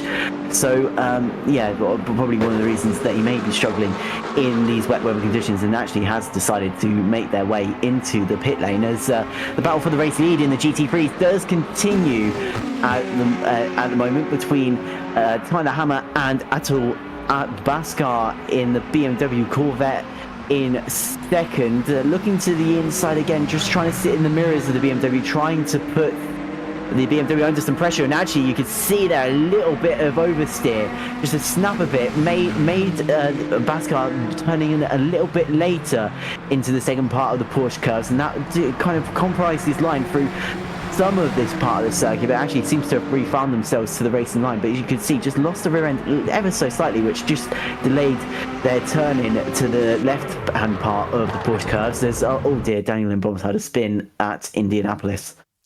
Yeah, where's the 1,000 hounds when you need them?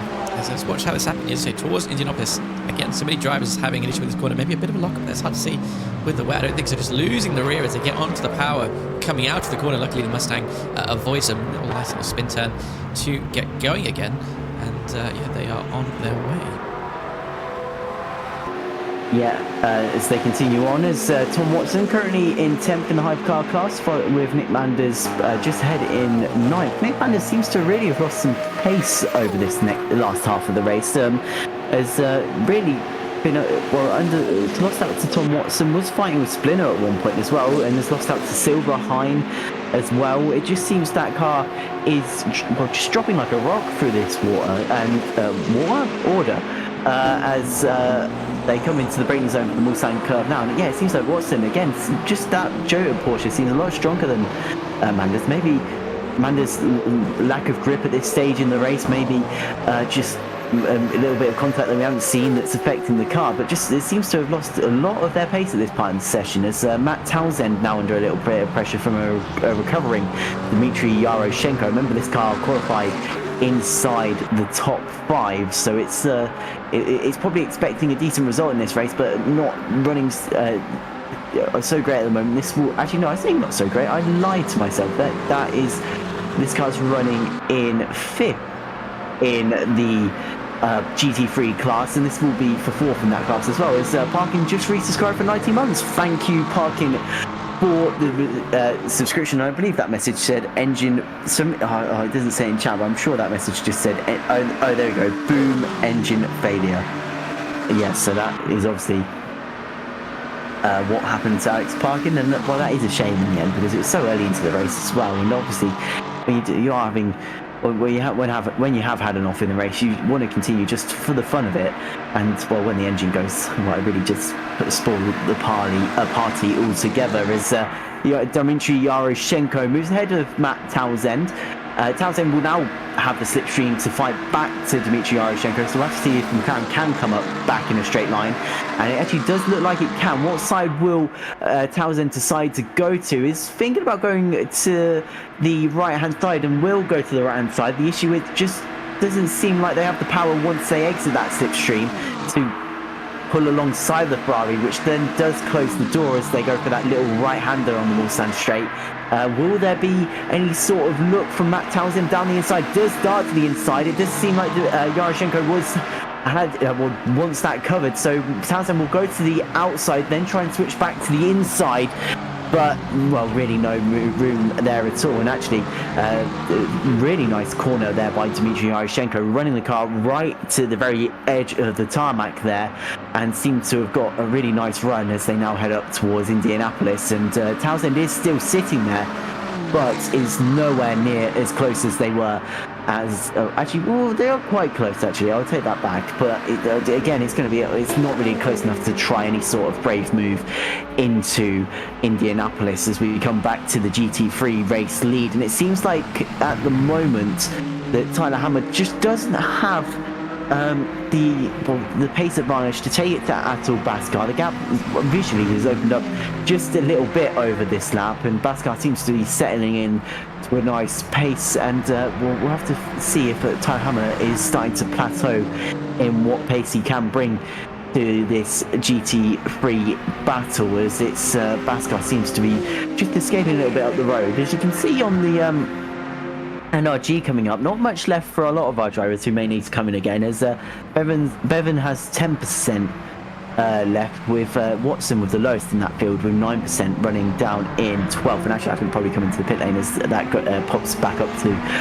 49%, as these guys well, this battle does continue on, and it's a little bit frustrating for these two because they just seem to be matching one another. There's not really one of them's not losing and none of them are winning. It's just they're kind of staying stuck together at the moment, which I mean isn't necessarily a bad thing. So an hour to go, a little bit deep there from Baskar, who actually has ended up skipping the second part of the chicane, and this is going to present a small opportunity maybe to Tyler Hammer as they come through the S's there. You can see the Tetra Rouge campsite on the background there as they come through the second part of the S's now into the third part, and actually this is Tyler Hammer getting quite close to the rear end of the BMW now, so we'll have to see what they can do in terms of straight line performance. Doesn't seem to get a great entry into the Tetra Rouge there, and just was a very tight line, which is going to scrub up a lot of speed as they understeered wide out of the corner as they come towards this straight line section. As you can see, the Corvette not really gaining too much. Actually, no, I always say that, but then actually as we get to this part of the straight, the slipstream truly seems to take effect, and the Corvette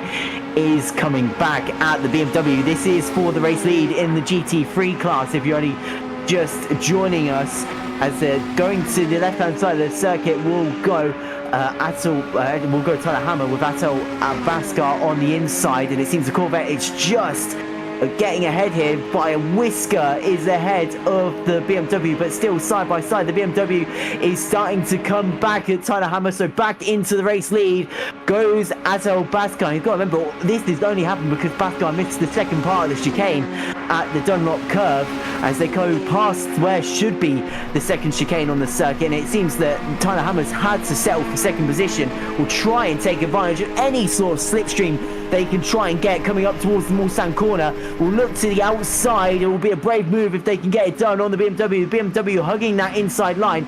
Diving onto the brakes now is the Corvette. The Corvette will come alongside the BMW. The BMW will squeeze the Corvette to the outside of the corner. Sideways for Tyler Hammer. Just about gathers the car back up, but that's going to compromise his exit and means that Atel Baskar is going to be able to get a nice straight line exit and will open that gap right back up. Yeah, indeed, that battle continues then, I'm sure, for a while. 52 minutes to go. You know, there's a lot of risk trying to get the lead of the race this early on. Just stick with your opponent and just, keep up with him and maybe look for an opportunity there. But these two certainly providing some great battles and some great entertainment. In the hypercar field as well, the gaps are fairly opened up. I mean, it's about 2 seconds gap for most of the field, to be honest, with obviously Daniel Chevel in the lead by 17 seconds from James Cowley. But again, with the pit stops, that could all change. Alfie Bevan has stopped twice, unlike everyone in front of him, but also like Andrew Scott and Tom Watson. Both those have also stopped twice, so a bit of a different strategy going on there. I'm very interested to see how that all pans out at the end of the race. Looks like the rain has come down a little bit, but the track is still fairly wet, so obviously a lot of drivers still wearing those wet tyres and being a bit conservative with the throttle where they can, as Lindblom attempts to get past Johnny Ashley once we get out of the way of these trees and see what's happening as they head towards Mulsanne corner. BMW, Johnny Ashley obviously ahead as they onto the brakes and staying that way for now. The Porsche almost looked like he was entering on a slide, but kept it on rails for the most part there as they head up towards Indianapolis. Obviously putting the pressure on the BMW now is the Porsche of Daniel Lindblom. Last lap was a bit slower than Johnny Ashley, so I'm not quite sure what happened there, but maybe this lap is what counts and trying to get past Johnny now, getting closer and closer. Looks briefly to the inside, defends to Johnny Ashley, leaving barely a tyre's room on the track, obviously ignoring everything beyond the curbs. They go onto the brakes, but the Porsche's just got ahead before the kink, approaching Indianapolis. Onto the brakes now. It's a yellow flag for Jacob Hine in the hypercar field. These two going through the corner, loops around as the Porsche of Lindblom, unfortunately, and Johnny Ashley retakes P8. John Cotty also stopped. Not stopped. Yep, John Cotty also stopped further ahead. Jacob Hine, let's have a look at what happened to him. Yeah, that seems to be a big one as well, because Cotty, the car obviously not moving, missing the rear splitter as well. Oh, he's been collected by one of the hypercars as well. Is that Jacob Hine or Aidan Carter? Let's go further back. This is Jacob Hine, obviously entering towards Indianapolis, I believe. Let's see. Oh, the hypercar just clips the BMW there, and BMW now wingless. Jacob Hine looping it around into the barrier, and the hypercar, we can see in the back there, just making it through. My goodness, the Ferrari there. Wow. I guess that was Nick Manders, I think. Oh, not Nick. Alfie Bevan, perhaps. Wow.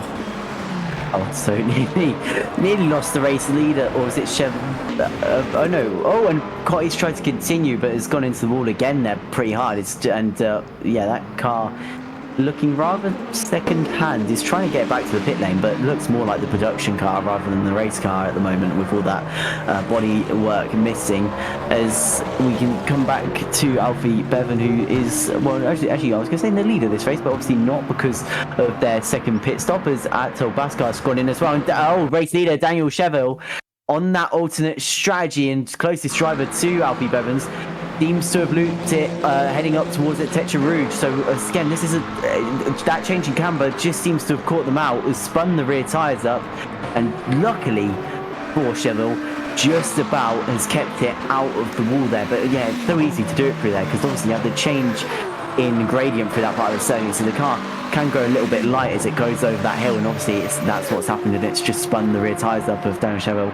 Stays in second position, I mean. But it does mean now that Aidan Carter is, what you can see, is a lot closer to potentially getting onto the second step of the podium, which wouldn't be a bad result at all, because I think, if I remember correctly, one last time out, but then before that came second as well. So, 2 seconds and first, a decent championship performance as it all currently stands. But also we have got to see some cars coming in for stops as well, because I think as well, since this has all happened, we've seen Scotty come into the pits, and Cowley probably will see come in, and most of that top 4 will have to come in again in this session, with 48 minutes still to go in this race, as Dmitry Yaroshenko currently in 22nd overall, but I believe this is a battle for a lot higher position. Actually it is, it's I think I said 8th in the, oh no, the 7th, it's in the move in for the inside, oh, it's Richard Mulsanne, sorry, it's a move for a place inside the top 10 of the GT3 standings, and they'll run side by side as one of the hypercar class cars comes through. As both of them seem pretty decently matched in terms of straight line speed here. Both of them kind of matching each other at this point. The only driver that may have advantage in terms of this battle is Richard Mulsanne, who will have the inside when it comes up towards the Mulsanne corner. But actually, as we get towards there, it seems that Dmitry Yaroshenko has got the move done and cuts across in front of the Porsche, and that should be the move done and dusted for Yaroshenko, because the Porsche is just too far back to try and get the move done. Coming into the braking zone as they dive onto brakes, as you can see, it's already a car lengths between them, and Yaroshenko can now set their targets on the next GT3 car that will be up the road. So the Porsche, and as one of the Proton Porsches comes past as well. So yeah, nice done there by Richard Mulsanne. Yeah, this is the closest battle on track as it stands at the moment. I was saying that, what's going on at the lead? Oh, these guys are entering the... Oh no, they briefly just closed up. And actually, going through the gravel goes Aidan Carter there, obviously in P3, and they are indeed into the pits. That's why they all came so close together. So reach the point now where these are top of that virtual energy. Maybe think about the tyre strategy. Who knows? Top of the fuel, obviously, and maybe again repair any damage if they've got any. Track is staying steady at 40% average saturation, if you like. So keeping with the wet tyres, I think, is probably the move as it stands. Track is also 23 degrees, so hasn't cooled down too much either. As Alfie Bevan continues on his way then on the circuit and takes the lead of the race. Obviously has stopped a lot early in the race, did Alfie Bevan, and now he claims his lead. Stopped for 49 seconds, by the way, last time Alfie was in the pits. That's the marker for the rest of these drivers at the pits at the moment. Yeah, and with Chevelle, who was the closest driver to Bevans before this pit stop cycle, it does mean that he's probably opened up a gap to the rest of these guys as well, because obviously the closest guy has fallen back, so we'll have to see what the time is between all of them once the pit stop cycle ends. As coming out the pit lane now is Tyler Hammer and Petty Jelinek. Tyler now running in third in that GT3 class, but I think once Prescott stops, it will move themselves back into second. And as you can see, Scotty actually coming out the pit lane by the looks of it, it's Scotty that seems to have got the jump, with Cowley now in third. So both of them jumping Carter and jumping Chevelle there to move inside the podium positions, as it seems like Scotty's done a good job coming in that little bit earlier than Cowley as well, because that gap has opened up to about 3 seconds, whereas as you remember from a couple of minutes ago, it was only half a second between Cowley and Scotty at that point in the race. So has opened it up to 3 seconds once the pit cycle has completed itself.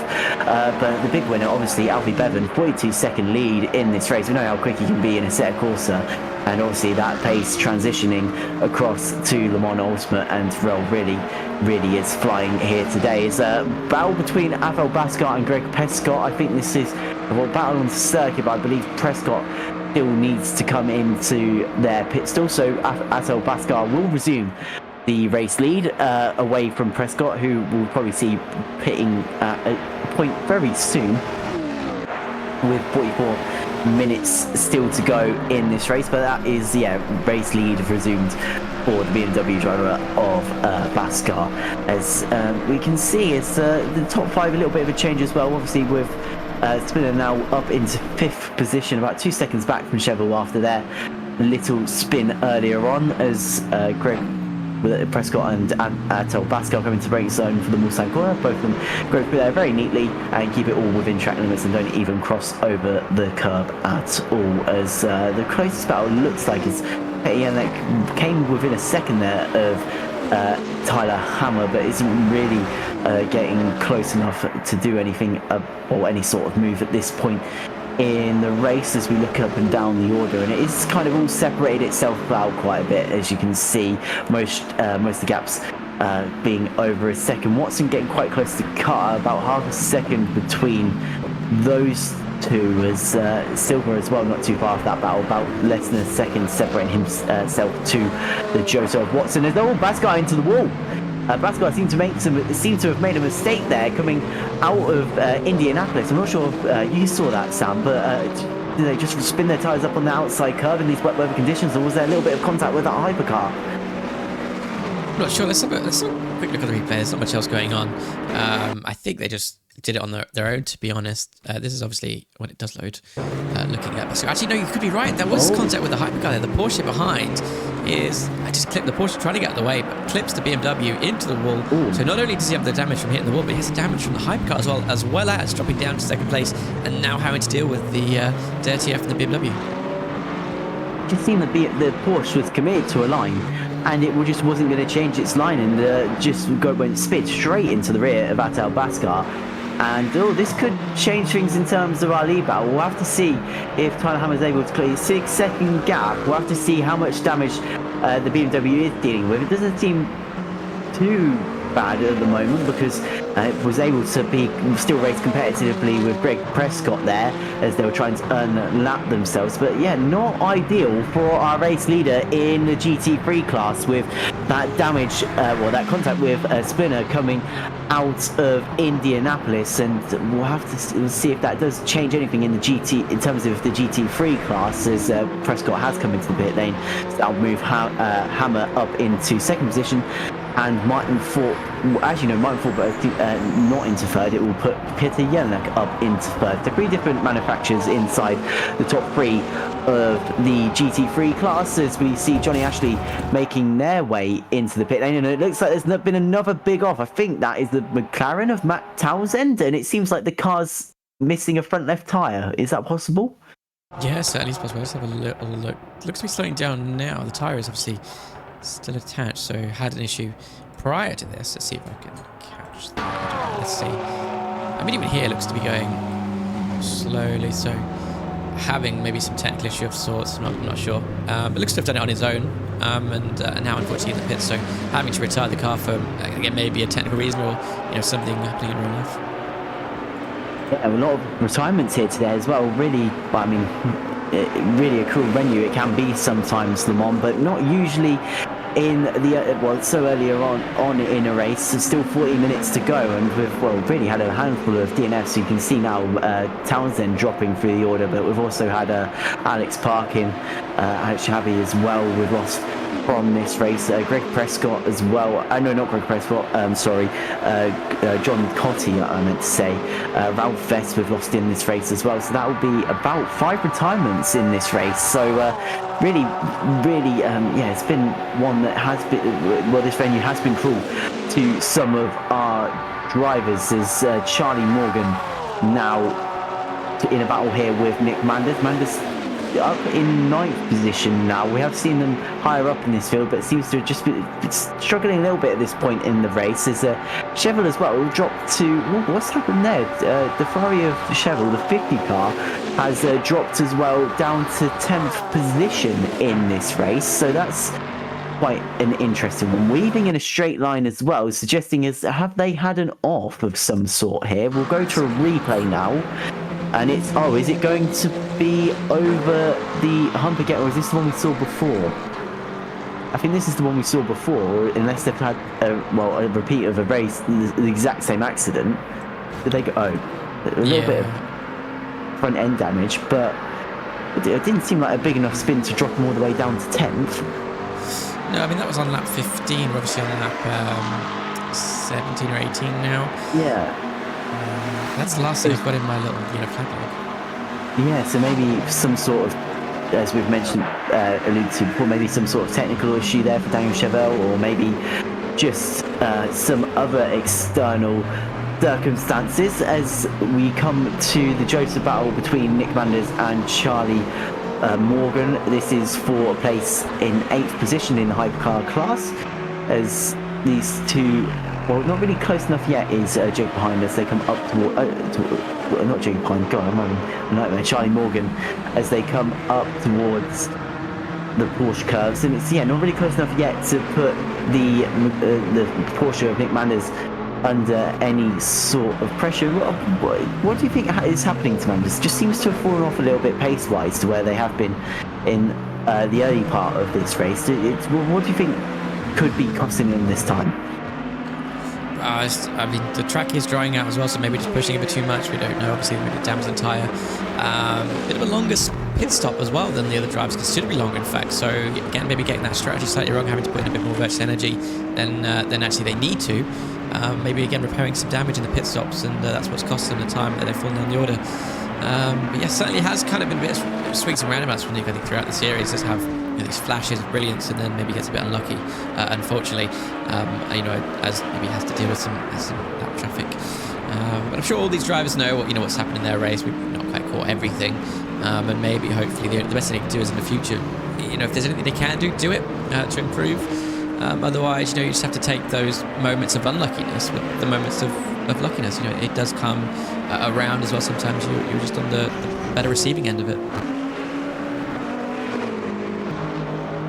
Yeah, as we come back to Martin Thorpe and Dmitry Yaroshenko, who's trying to make their way up the order again after some struggles earlier on in this race, as Yaroshenko not really close enough again to Martin Thorpe, but as you can see, there is a bit of a drier line starting to form around the circuit. You can kind of see that kind of blacker part of the tarmac just starting to form. So as you can see, the weather really starting to fade away altogether, and these drivers now experiencing some much drier conditions as we come Dmitry Yaroshenko still trying to catch up to the rear of Martin Thorpe, but the gap is still opening up about 3 seconds actually now between the pair of these two. So that's really opened up over the latter half of this lap as they will come into the braking zone for the Ford chicane. Now really takes a lot more curb than we saw from that Ferrari in ACC. Just seems a lot more comfortable with being able to ride over that section of the circuit. But as you can see, Martin Thorpe really is opening up the gap. I don't know if there's a tyre difference between these two, but that's opened up about a second from where we exited the Corvette curbs to now where we're at onto the start-finish straight. Yeah, I guess so. Maybe the drivers just adapting to the drier line better than others. So maybe they've got a bit more tyre life than the others and know that they can push a bit more. Maybe they've stopped already and have put dry tyres on and just predicted that change a bit more. We can see it has stopped raining. The wiper stopped. It is a bit wet still, but they do have that drier line forming at least. They can just stick to that and increase their lap time and just put a bit more, get a bit more confidence out to get the power on and how much grip you can use. And I guess that's where the difference is in a lot of drivers, where some of these gaps are opening a lot more than others. And obviously you have to see that on your own MFD, your own HUD, and see, okay, well, the driver ahead of me has pulled a second out of nowhere, maybe there is a bit more grip, and I can start pushing a bit more. You have to adjust to that and realise that. You can't be so complacent and stuck in your ways throughout these changing conditions. You have to constantly be reassessing, how much grip there is, how much can I push, and adapting to that. Yeah, and obviously obviously the Mustang is doing that doing that better at this stage than Yaroshenko is able to. Andrew Scott back into the pits. So is this maybe, I don't know what tyres they're on, but could this be a change of tyres to try and undercut maybe Bevan and Cowley? We'll have to see. So Cowley actually there we go, Cowley on the wet weather tyres. We'll have to see what Scotty and Splinter come out with here, but this could, that's an awkward one. That's very awkward, and that's going to cost them both a little bit of time there, as the stalls having to be moved around so they can both exit the pit lane. A little bit of rubbing between the pair of them as well in the pit stalls, and that's the thing with this game, as I mentioned earlier. No ghosting in the pit lane, which you sometimes forget compared to other titles, and there can be a little bit of carnage in the pit lane when you accidentally drive into the side of someone expecting to go through them. So luckily today though, we have been quite clean from what we're seeing in the pit lane, and actually, as you can see, Scotty going to the medium set of tyres, so has decided that maybe it's dry enough to get off of these wets, and we'll have to see what inroads they can make. But Bevan was about 50 seconds up the road from Scotty, so we'll have to see what sort of pace that Porsche can really bring out of itself in the remaining 33 minutes, and we'll have to see if it does put Bevan under any sort of pressure. Cowley now in second position as well, 53 seconds back from Alfie Bevan in the lead of this race, and we'll have to see if these guys respond straight away to what Scotty's decided to do. And actually it's a medium and a soft, I've just realised as well. Yeah, exactly. So some drivers thinking, about the temperature of the track and how that might change and how much grip they'll have. We see Scotty there, I think, actually splitting the car. So mediums on the back, softer on the fronts there, obviously dealing with the brake temperature as well, and taking that into account of things. And possibly the last pit stops for all the drivers there. And they can obviously go to the end, I think, with 33 minutes to go. Obviously, imagine someone crosses the line just before. So 36, if you like, minutes to go. But maybe there's a last sprinkling of showers at the end. We don't know. Obviously, the drivers might have some forecast. We don't see anything except what the track is like currently, as we see a cloud of gravel from the Porsche just ahead of Cowley. Is that Christian Keating? Let's have a look. Nope.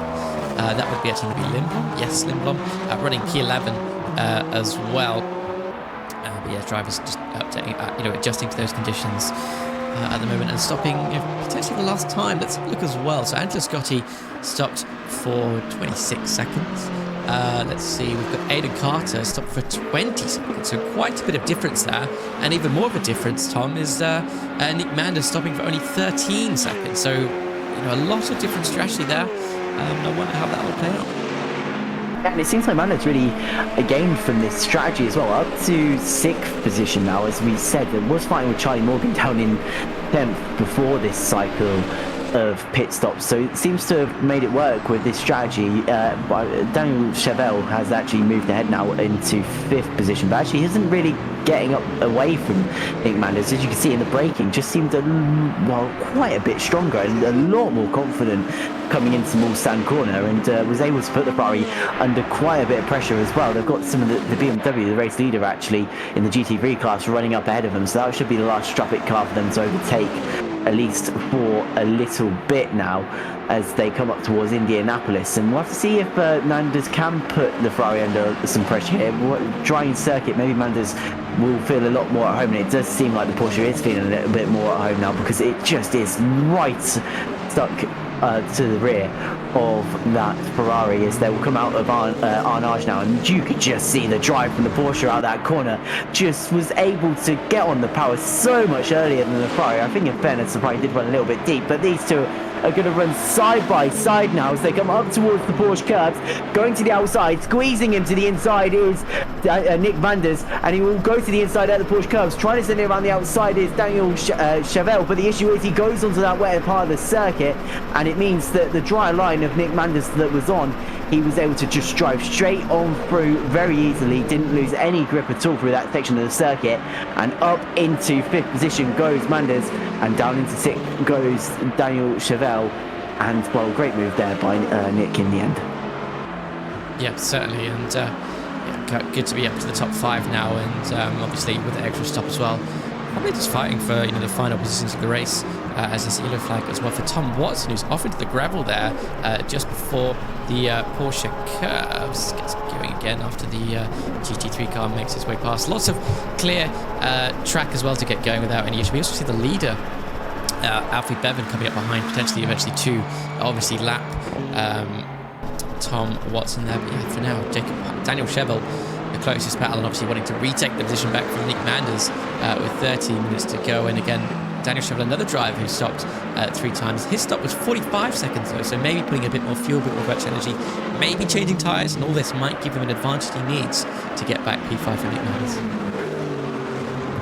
Not going to help that McLaren sitting in the way on the exit of Tech Rouge as well may have compromised Daniel Chevelle coming onto the straight ever so slightly there. We'll have to see what these two can do in terms of straight line performances. Lengthy yellow flag just coming out there as well as they come down the straight now. And actually the Ferrari seems to be closing in on the Porsche as they will come up towards well, I was going to say the braking zone, but there's no chicane there, so they will go side by side now. It is the Ferrari up against the 963, and actually the Ferrari just trimmed straight past the 963 again, so it just seems like maybe Daniel Chevelle favoriting the straight line performance rather than some of the cornering performance, and it just seems like that Ferrari is a bullet in the straight line, but it's going to be down to Nick Manders to maybe try and bring this battle back to Daniel Chevelle once they get to the twistier part of the circuit, which will come right after they go into the Mulsanne corner just about now, because we saw this last lap as well. I think Chevelle has to brake quite a bit earlier than Manders does, and you see under the brakes Porsche does close in, not as much as it did last lap though. This part of the circuit should briefly favourite Daniel Chevelle, because obviously he does have that straight line performance. We'll ride on board with the graphics now with Nick Manders running in 6th gear, running at 200 kilometers an hour, just gone over to 300 kilometers an hour. You can see full throttle as he comes into this part of the circuit.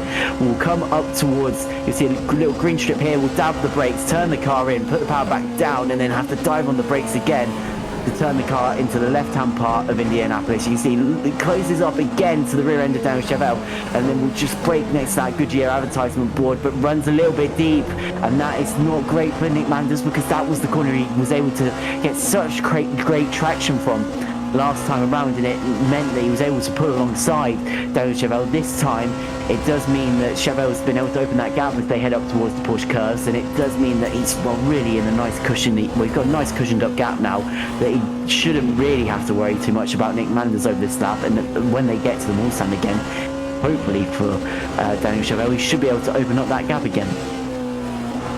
Yeah, certainly. We see the Ferrari ahead, obviously making it a bit wide there. And gives Nick a chance to close it up. But as you say, the Ferrari with such an immense top speed, able to defend quite well along the Mulsanne straight, not needing to worry about the Porsche coming up alongside onto the brakes. And now, obviously, for this, you can hammer the inside, obviously, as much speed as you can through such a tricky couple of corners here. Bit of a slide for both these cars through the final chicane. They obviously run to the line and start it all over again.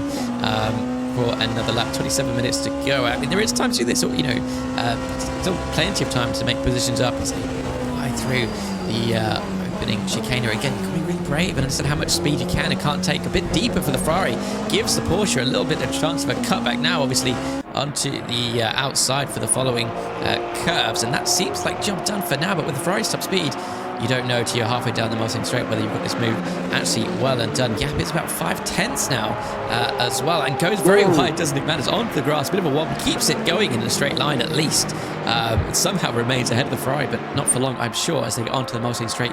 Let's see what the Ferrari's capable of now. I mean, we've seen it last out. The Ferrari seems like an absolute bullet in terms of this straight line performance. A little bit of a helping hand from that Matei Porsche there coming down the straight to the Penske Porsche, but the issue is Daniel Chevelle, we've seen how quick that Ferrari is in a straight line, and I think by the time they get to the end of the straight, it should have moved itself back up into 5th position. As you can see, Mando's trying to move all over the straight to try and block off the Ferrari, and actually the Ferrari now pushing the 963 down the straight, and oh my goodness, this is really close between the pair of them, and well, this could end disastrously if they have a slight little bit of wrong contact between them. But being respectful is Daniel Chevelle as they turn the car in now. He's literally sat in the rear wing of the Porsche right now. It's the 499P of Daniel Chevelle as they come. Well, they'll come up towards the Mulsanne corner now. Will Chevelle, I would have thought, I'm surprised he hasn't looked to the inside or anything. He's just decided to stay behind Nick Manders this time around, maybe deciding he doesn't want to fight with the Porsche anymore and decides maybe they can work better together if they're not fighting at this point in the race. But I mean, still got a nice 5-second gap to Splinter, who's behind them in this battle, and a 23-second gap to Carr up the road, which is going to be hard to close down with 24 minutes and 29 seconds to go now in this race. But it seems that Daniel Chevelle's kind of got sick of the battle and has actually backed out of it, because Nick Manders stays in 5th position after the Mulsanne straight, and now we're into really the part of the circuit. Oh, a little bit of a lockup for him there. That's not going to help his tyre degradation there. And as they come into the Arnage now and back onto the power, much better exit compared to last lap for Nick Manders. But really, Manders in the part of the circuit, as I was trying to say, he's much stronger in. And Chevelle, well, as you can see, it hasn't really been able to take anything to him as the gap actually has opened up to 1.2 seconds. 1.2 seconds for now. And again, we don't know if these drivers will be planning on lifting and coasting with inverted energy or fuel or anything like that, trying to have a shorter pit stop. We know Nick certainly had an incredibly short pit stop, so maybe won't have the ability to keep it pinned all the way to the end, unlike maybe Daniel Chevelle. You know, we'll have to wait and see in the kind of final closing laps as Nick runs very wide there, and so does the Ferrari of Daniel Chevelle actually, both pushing incredibly hard it seems, and obviously dealing with the GT3 traffic as well. Luckily got that done just in time before the couple of chicanes at the end of the lap. That's for sure, but certainly is a lot drier as a track. Obviously the rain stopped some time ago, and we've gone from, you know, a dry line to, you know, a dry circuit really, I think, Tom. Yeah, you can see it's really, well, there's hardly any wet left on it. Maybe some little puddles around the odd part of the circuit, but yeah, really this is a dry track right now, and that is kind of interesting, because actually Scotty, it's worth mentioning as well, ahead of James Cowley. Actually no, it was ahead of James Cowley anyway, but obviously I don't know if Cowley has come into the pit lane to change. I'm not sure if I missed that on our timing screen, but it's Angela back ahead of Cowley now, 53 seconds to Bevan, who I believe also hasn't stopped for dry tyres at this point in the race. So this could be interesting to keep an eye on at the top of the screen. Yeah, it certainly will be. James Cowley's Cowley's we saw earlier, sorry, a second away from Angela Scotty. Actually, just under a second now is that little Peugeot that could running down. Obviously, the Mulsanne straight, no chicanes to worry about. It does have a wing, so I won't have as much to top speed as the wingless Peugeot. But yeah, Angela Scotty as well, by the way, snuck into P2 and it's remained there, really. You know, obviously with a bit of a different strategy, I think, in the pit stops up into P2 now. After Bevan clearly ways ahead, 53 seconds as well. So a bit of a gap there. I think at this point it just comes down to who can get P2 in the hypercar class. And similarly, again, Petr Jelnek, has snuck his way into first in the GT3 field. I don't know how we've not noticed this, Tom. Petr Jelnek only stopped twice. A lot of the other drivers have stopped 3 times in the GT3 field after Baskar 32 seconds away. I wonder if he's able to hold on to that now with the strategy. I'm not sure. I don't know what these cars are capable of totally, but certainly will be an interesting one if Petr can remain there. That's for sure. As James Cowley continues on his way then, well under a second onto the back of Angela Scotty there as they go through Mulsanne corner, I believe, heading up towards Indianapolis now. Let's go on board. Yeah, if I can find the button. Yeah, so, well, we're right on board now in the 93 Peugeot, as we can now ride on board with our graphics. So we'll clicks down 2 gears there now as they come through the Porsche curves. does James Cowley, and as you can see, not really a braking part of the circuit, just has to let off a little bit and then a little dab of the brakes as they turn into the right hand part of the Porsche curve, and then a little bit of dab of brakes again as they go through the left hand part of the curve as well to make sure they stay within track limits. Is not really losing the rear of Scotty at the moment as they will come into brakes. And oh, that's a big off and there's the tyre gone for Jacob Hein, as I think that is the Porsche curve, so it's gone straight on by the looks of it into the Porsche curve. It's going to continue, but that is only 3 wheels on Jacob Hein's wagon at the moment, and that's going to be a lot of sparks kicked up, and it's going to be a bit of a moving hazard, because as you can see, this Porsche curves part of the circuit is very tight, and that is going to be very awkward to try and get past that Alpine, because it's going to be obviously only 3 wheels on that car. It's going to be travelling a lot slower, can be a little bit blind those corners, so you literally could come around the corner, there's a slow moving car, and it could cause quite a large impact as we get the 20-minute warning popping up on our screen with only 20 minutes now to go of this race. It seems like James Cowley is doing a good job at staying on the rear of Angela Scott. Still 0.9 seconds separating these two at this point in the race. Also got to keep an eye on Aidan Carter as well, only 1.7 seconds back from this battle, and is in visible touching distance, as you can see, of these guys as well. So that is going to be one to keep an eye out on, as he's made it actually quite fun. He's made it much farther than I thought he would at this point. He's got to the pit lane, but has obviously had a bit of a moment, has Jacob Hein, and now will drive that Alpine into its pit area, but I assume that it's going to be stopped for quite a while, considering it hasn't got a tyre. Exactly, yeah, it will be. Luckily he's able to get into pits actually just being there, but that's going to cost him a lot of time, but luckily he's not got any places left to lose, so to be going to the end. Like I say that, anything can happen, and a lot of the time anything does, particularly at such a high speed circuit like this. You have a little moment and you're suddenly having a big issue. James Cowley still chasing down. I just got to getting closer and closer this time on the Mulsanne straight into Mulsanne corner, onto the brakes now, because Cowley closes up massively, opens up the corner a little bit more than the Porsche, who has to defend obviously, and gets straight onto the slipstream, onto the power again, heading towards Indianapolis. We do see Aidan Carter in the background as well, waiting to pick up any fallen places that maybe if these two have an issue, ready to pick that position straight away up as they get closer and closer. Still, maybe he can get it done before Indianapolis. Wobbling to the outside goes the Porsche, onto the brakes now obviously, and around the corner they go nice and tidy. None of these two going wide, but now oNiD, another tricky corner, onto the brakes and flick it in, and now it's all about confidence from here to the start finish line. And I was going to say as well, the thing is about Aidan Carter, just again seems to be struggling within that straight line, because by the end of the Mulsanne straight it lost about 1.3 seconds to this battle. It's closed it back up again to about 2.8, but at the start of Mulsanne that gap was about 1.7 between Carter to Cowley, so it has risen even though these two are fighting. It is coming down ever so slightly, but the issue is that Alpine does seem to struggle a lot when it comes to straight line performances. That Corvette of Tyler Hammer has shown up at the wrong spot there for Angela Scott, and that could mean that James Cowley can close in a little bit, but I don't think again the Porsche wasn't really in a great spot for them either, so it does mean that they haven't really been able to take advantage of that. A bit of an off there for Dave Spinner, I think has kept it out of the wall, which is what you all... No, I take it back. It definitely has not kept it out of the wall. Oh dear, I think that might have been a bit of a curse there. As they came into the braking zone for oNiD, it seemed the car just pulled all the way to the left-hand side and into that outside railing, which then meant they couldn't brake and ended up going straight into the tyre wall at oNiD. As we'll come back to this battle between Angela Scotty and James Cowley as they come across I think that's the GT3 leader. They'll go around the outside and then to the inside. Alan McNish knows all about going to the inside of a GT3 for that section of the circuit. Can be a little bit brave at sometimes, as coming over the brow of the hill now they come, and it seems like 0.5 is the gap, and this is where Cowley was earlier on in this race to Angela Scotty.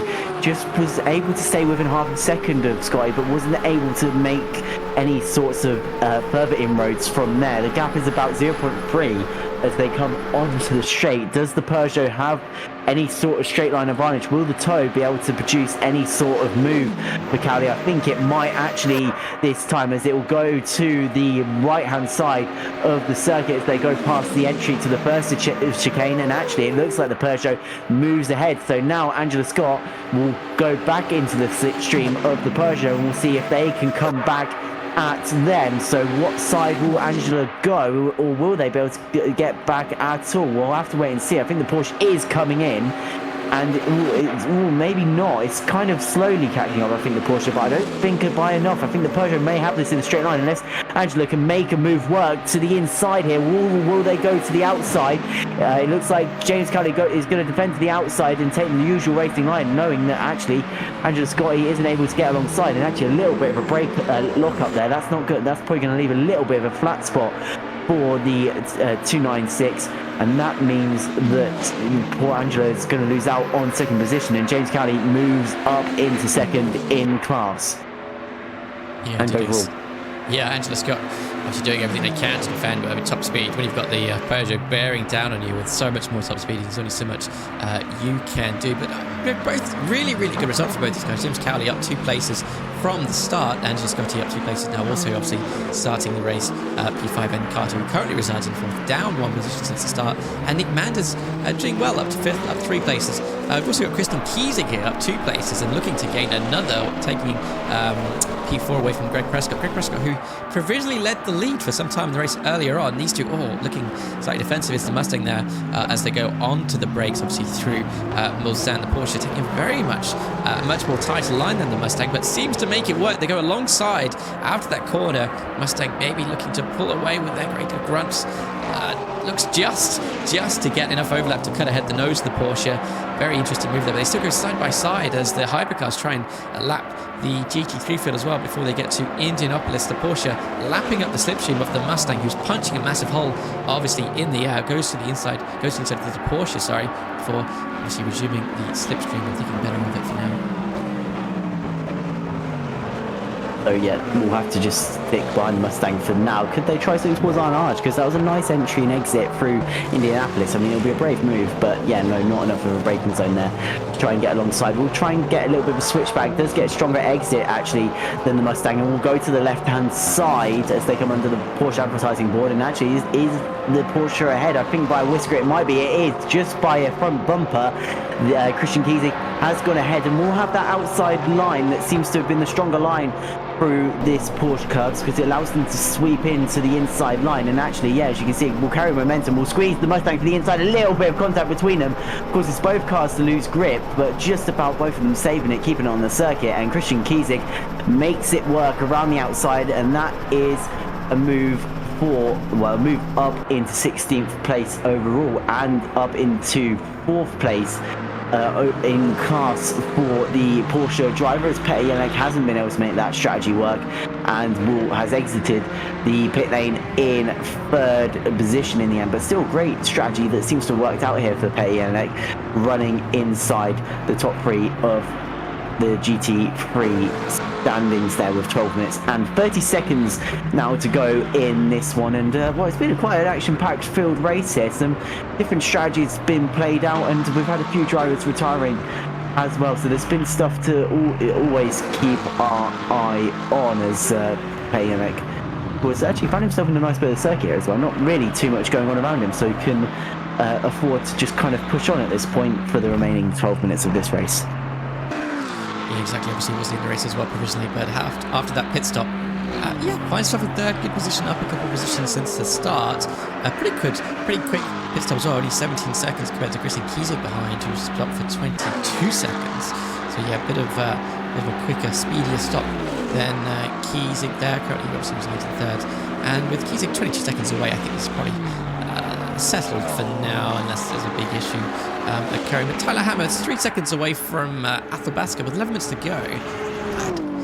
I don't think it's all said and done, to be honest. It can only take one little error, and suddenly Tyler's right in the back of Athabasca. We'll have to wait and see, obviously, for the final 11 minutes of the race. I don't think we've got many other things too close on the board. Obviously, Aiden Carter's not far away from Angela Scotty either. Angela Scotty, who's dropped back a bit from James Cowley and actually Aidan Carter taking the fastest lap of the race last lap, and so did Angela Scotti and James Cowley actually. So obviously fuel's burning off, track's drying, the temperature's coming up, and maybe now's the time to really push and see what you can get in this next stage of the race. Martin Thorpe also just outside of a second from Tim Bob. Oh, sorry, caught me there.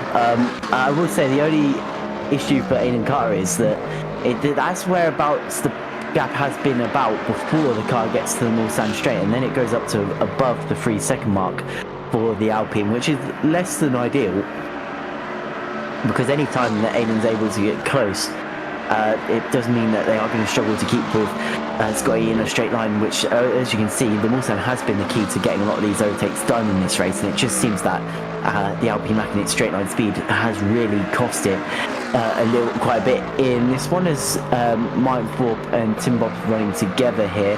There's a I was going to say it's the time screen change when I was about to read that, but there's about a 0.9 gap between the pair of them, and well, a little bit too far back probably to take advantage, and won't be close enough to get a move done into the Mulsanne corner. But still got 19 minutes 45 seconds to go in this race, so there's still a lot to contemplate, a lot of getting work, and actually probably a lot of pushing to do for Mike Thorpe to try and make their way up on past the McLaren driver, and it does seem to be closing in as they come down the straight and into the braking stand for the Mulsanne curve. A nice entry as well, and actually held by Tim Bob running very deep, and actually this could be the move for Mike Thorpe, as it didn't look like it was going to be, but just that little mistake, that little mistake, and that's a bigger mistake, because it seems like an Alpine and Petty Jelinek have come together, and that Alpine was missing another wheel, and if that's a rear wheel, that could be race over for whoever that was. We'll come back to this battle because Mike Thorpe has moved ahead of Tim Bob. Will Tim Bob be able to go to the outside here? And no, I think that's going to be it, and actually loses the rear end coming into Indianapolis, which isn't great. It got all sorts of wriggly coming into the corner, did Tim Bob, and it means that he's been able to keep it on the side. We'll come to a replay. I believe this is going to be of the accident that we just saw between Petty Jelinek and one of the Alpines, so I don't suppose you know which one. It's Jacob Hine at the back of the hypercar field, so maybe Jacob trying to unlap him. Oh no, the GT3 having a moment on the grass, and Jacob Hine having a completely different thing. Let's watch Jacob's thing, shall we? Because obviously the GT3 of Petter losing it on the grass on his own. This is the Alpine of Jacob coming through, and weird. Just lost the rear end. Yeah, you can see just as he turned the car in, just the rear end overtook him, and well, yeah, really that is just because of the gradient in the corner, you kind of get launched over the gravel trap usually, and you carry a lot of momentum into that tyre wall, as you can see, and I think that's going to be Jacob out of this race. That's a rear tyre gone, and well, considering the car's rear wheel drive, it's a lot harder to drive back to the pit lane that way, so Hine has had to retire from this one, and well, kind of gutting as well. It's really been just trying to get that car to the end, and sadly, with 7 minutes to go, it's just lost out, which it's rather gut-wrenching, because he's really just been trying to pull that Alpine to the end of the race. It's been in all sorts of wars over the race, but it's been able to just keep it going. But yeah, sadly not much you can really do about that one, as Angela Scott actually under a lot of pressure from Aidan Carter now. So Scotty just seems to be struggling in the closing stages of this race. This gap's coming down quite a bit, 0.5 between them.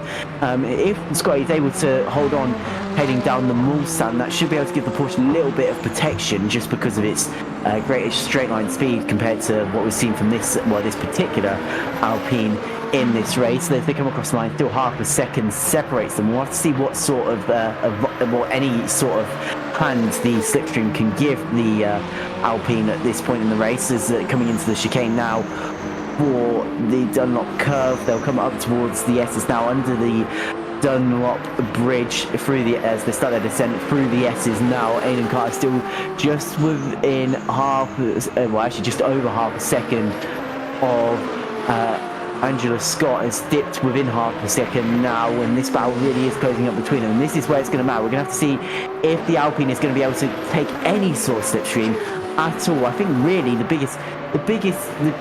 best thing that can happen for the Alpine here is the slipstream helps to kind of nullify the Porsche's straight line advantage, and I think that is kind of what it's done here, because it is slightly going up the gap, as you can see at the bottom of your screen, just slightly going up like a thousandth of a second by a thousandth of a second, but it is only just going up to over 8 tenths now, and probably by the end of the straight may just be over a second between them. So it's good news for Aiden Carter, and it does mean that they could probably, as it comes into the tighter section of the circuit, around Indianapolis area, may be able to take this battle to Angela Scott, because it just seems like the Alpine on this tighter, twistier parts of the circuit is just a lot stronger. Yeah, that's true. That is very true. But 8 kph quicker is Angela Scotti in the speed trap, by the way, on their best attempt, obviously. So there's a bit of an advantage over the hypercar Alpine of Aiden Carter. Who knows what will happen? Who knows who's lifting and coasting? Actually, let's quickly, if I put on the back, the hypercar. Let's have a look at Virtual Energy quickly and see what these guys are dealing with. Then Manders with 9%, not surprising, to be honest. Obviously, did have a massively short pit stop. I don't know, actually 6% as it updates now as it crosses the line. I don't know if that's enough to get to the end. And obviously, we don't know if the leader's just going to get to the end, cross the line and starting up. So here's Alfie Bevan leading the race, going through the S's now. Let's do some quick math. I think he'll have this lap and one more, because it's about, well, as we saw, just under a 3-minute pace, 3-minute pace second lap. So it'll be this and one more. No, exactly, two laps. So Nick Manders here, 2 laps to go, 6%. He's just going through Indianapolis. I don't think that's enough. So he's going to have to either come in this lap or massively lift and coast to the end there, and that will give Daniel Chevrolet, and maybe even Charlie Morgan, we don't know, a little opportunity perhaps to get to P5. And similarly, Aiden Carter closing up on Angela Scotti, both those guys even on the virtual energy standpoint. So comes down to just fuel, I suppose, and time management for that. And that McLaren's come out at the wrong time, and it does mean Aiden Carter's going to look to the inside as they exit the Porsche curves, slices the front end of the McLaren off as they come up towards the Porsche chicane now. This is for the final podium position. Aiden Carter up against Angela Scott. A little bit of a break-up from the Alpine there, and it just and then actually in return, Angela Scott has to skip the chicane, just gets intimidated, I think, by the Alpine as they come on to the start finish straight. It's going to carry on in third position, but right into the slipstream in the toe now is Aiden Carter. Carter going to look to the outside, then kind of switches to the inside, is thinking about it as they come up towards the not curved chicane, and that flat spot is really hindering Angela Scott now. Locks up again going into the chicane, and as they come up to the S's, I think the Alpine is alongside. I think the door just about closed though by Angela Scott, and just closes the front door by inches on the front end of the Alpine, and this might be what saves Angela as they come past the Ford Mustang, as they come up towards Tete Rouge now, fly through Tete Rouge, do both the cars, just about keeping it in track limits, maybe just over for Aiden Carter. And as they come onto the straight here, this may be the saving grace for Angela Scott, because as they come up towards the straight line now, we know the Porsche is stronger in a straight line, and the gap actually is ever so slightly coming down. It's just about, there we go, it's rectifying itself now, and as you can see, I think the Porsche straight line speed now coming into effect as it's slowly, that timer at the bottom starts to tick up as the Porsche is able to stretch its legs in a straight line. So Aiden Carter not able to take advantage of Angela Scott's mistake, with this probably being potentially their final lap of the race. So Aiden Carter running out of opportunities to try and find a way past Angela Scott as they come up towards the end of the Mulsanne straight now. So this is where Aiden Carter is going to be strong again, through these faster corners, through these tighter, twistier sections. It seems the Alpine just is able to carry a lot more speed than the Porsches at this stage of the race, with Nick Manders now obviously peeling away, having to try and save all sorts of energy they can, and it does look like Daniel Chevelle is easily going to find the way past in the end, but actually the fighting not coming too much up in a straight line here as they it comes through now past the Porsche. Is the Barbie going to be able to find a way past in a straight line? It's already lost out to Morgan as well, as you can see, just up the road. So we'll have to see what Daniel Chevelle is able to do, and I think this is going to be the move.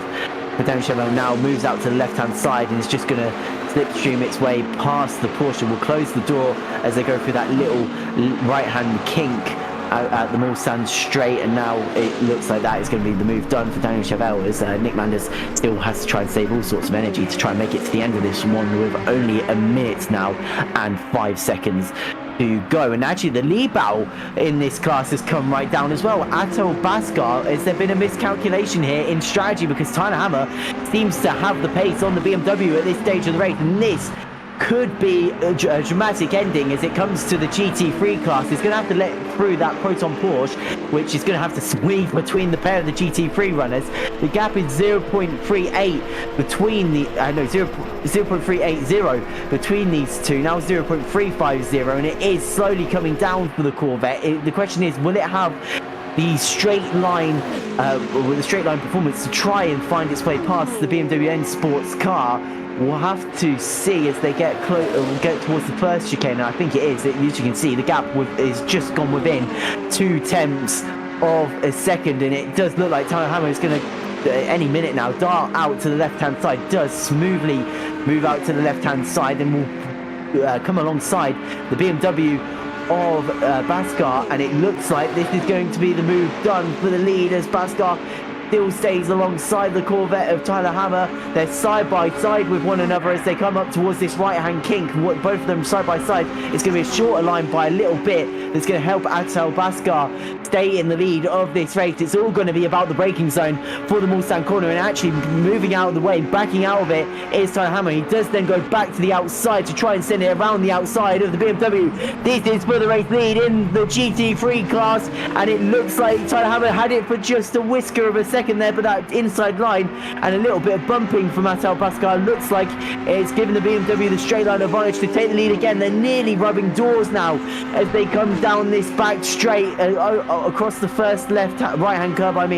Now coming up towards the second right hand curb, and it actually is Tyler Hammer who is going to move back to the race lead, but the tyre line again means the BMW pulls back alongside. So it's all going to be who is the braver coming into Indianapolis. It is Tyler Hammer. Backing out of it is Atel Baskar, and into the race lead is Tyler Hammer with 0 on the clock now. Surely that's going to be the race win heading the way of Tyler Hammer in the Corvette. It's been such a dominant performance from Atel Baskar. He seems to be able to soak up the pressure that anything that Tyler Hammer was giving to him, but in the end it just seems that ultimately on this race strategy it just hasn't worked out for Baskar, who just has not got the pace at the end of this one to stick with Hammer, who's already 4 tenths ahead in this race. And actually coming back at Daniel Chevelle now is Nick Manders at the dying stage of this race, and actually Charlie Morgan falling back into the grass of this battle as well. So 5-car fight here for 5th position, and actually it looks like Nick Manders is going to come back at Daniel Chevelle. I don't know where this pace has suddenly come from, considering that car just I don't think has literally must have very little energy left, if any at all, as they come past that McLaren. Really in the wrong part of the circuit there was that McLaren. The Porsche trying to find any which way through past. As you can see in the red is that NRG, and actually going to the outside of Charlie Morgan is Daniel Chevelle. He even goes onto the gravel and somehow still tries to go around outside and somehow stays ahead of Nick Manders as they come up towards Indianapolis now. And this is a 3-car fight for 5th position that you're seeing here. The Jota Porsche up against the Penske and the 499P of Chevelle. It seems like Charlie Morgan has lost out and is going to move, oh my gosh, onto the rumble strip, onto the bit of the public road that they probably should be on is Nick Manders. He's going to try and go around the outside. He is around the outside, but a massive lockup going into Indianapolis, but somehow he's kept it on the road, and that's 2 positions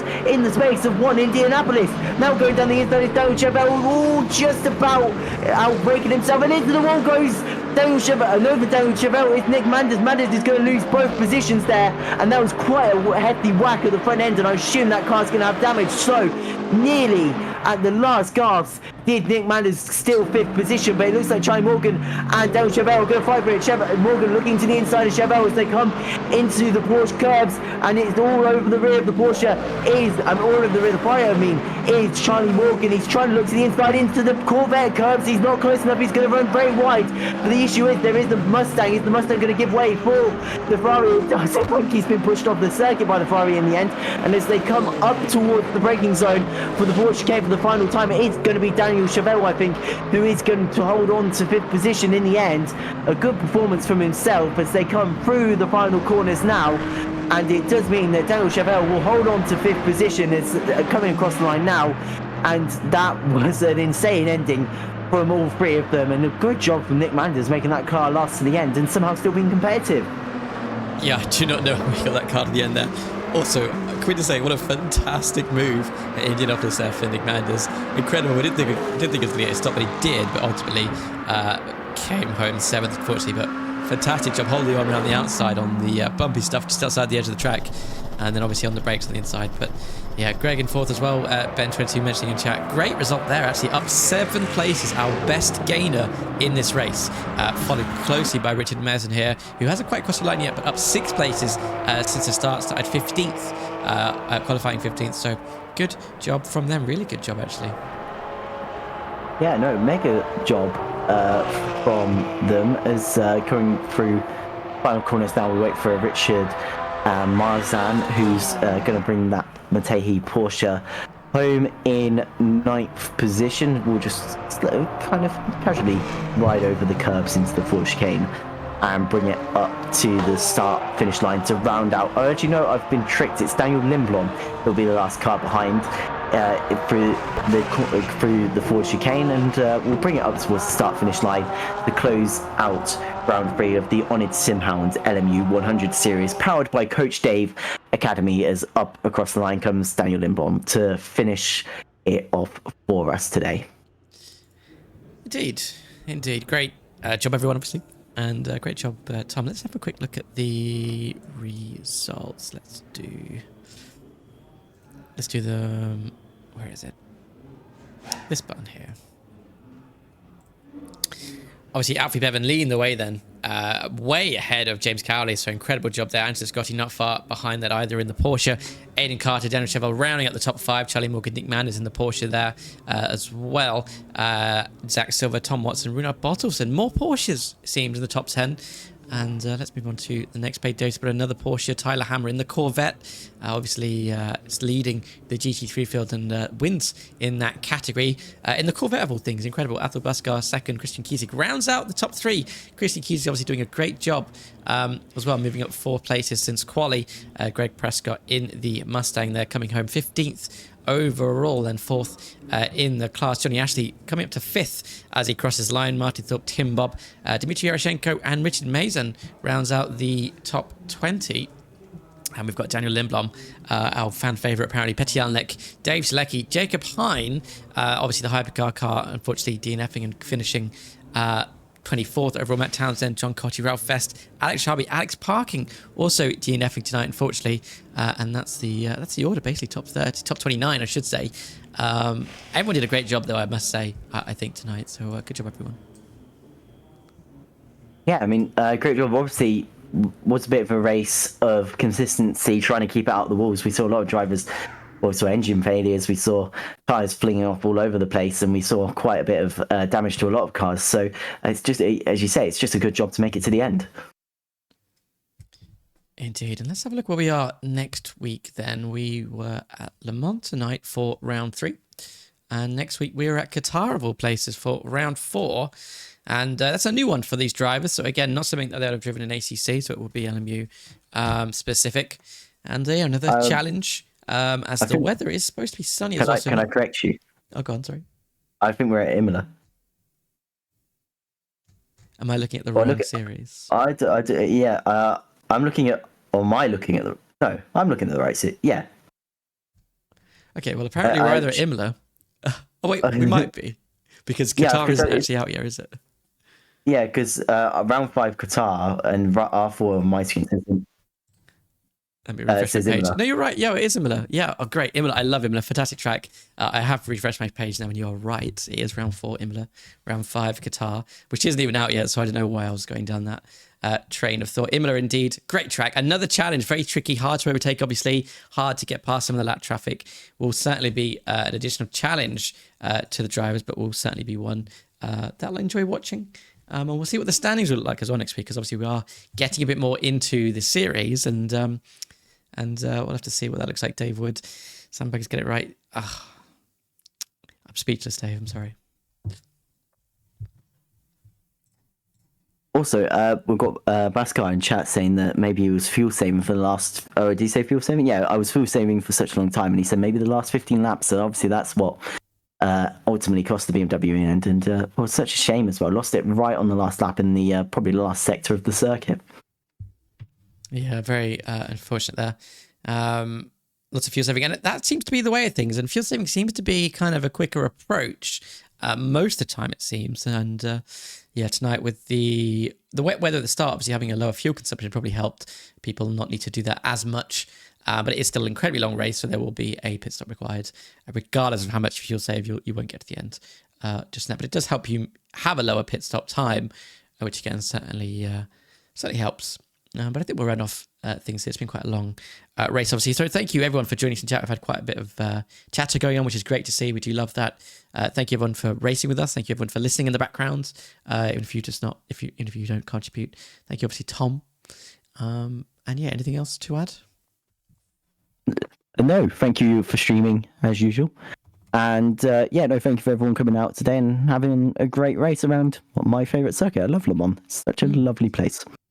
Yeah, it is a fantastic, I was going to say fantastic little circuit, but let's be honest, it's a very big circuit and a very big challenge, and everyone did very well tonight. So yeah, thank you. And yeah, we'll see you, what day is it, Sunday? We'll see you tomorrow. Obviously, Johnny is streaming the GT3 Festival. So some more LMU. We'll be back Tuesday. We're back Wednesday. We've got lots of racing on all week. Join the Discord if you haven't already to get involved and see what that's like. I will update the Twitch schedule as well, so you can see what's on there. But from me and Tom, we will see you next Sunday for some more 100 series LMU, Simhound, Coach Save Academy, whatever the title is. But we'll see you next week. Bye. Bye.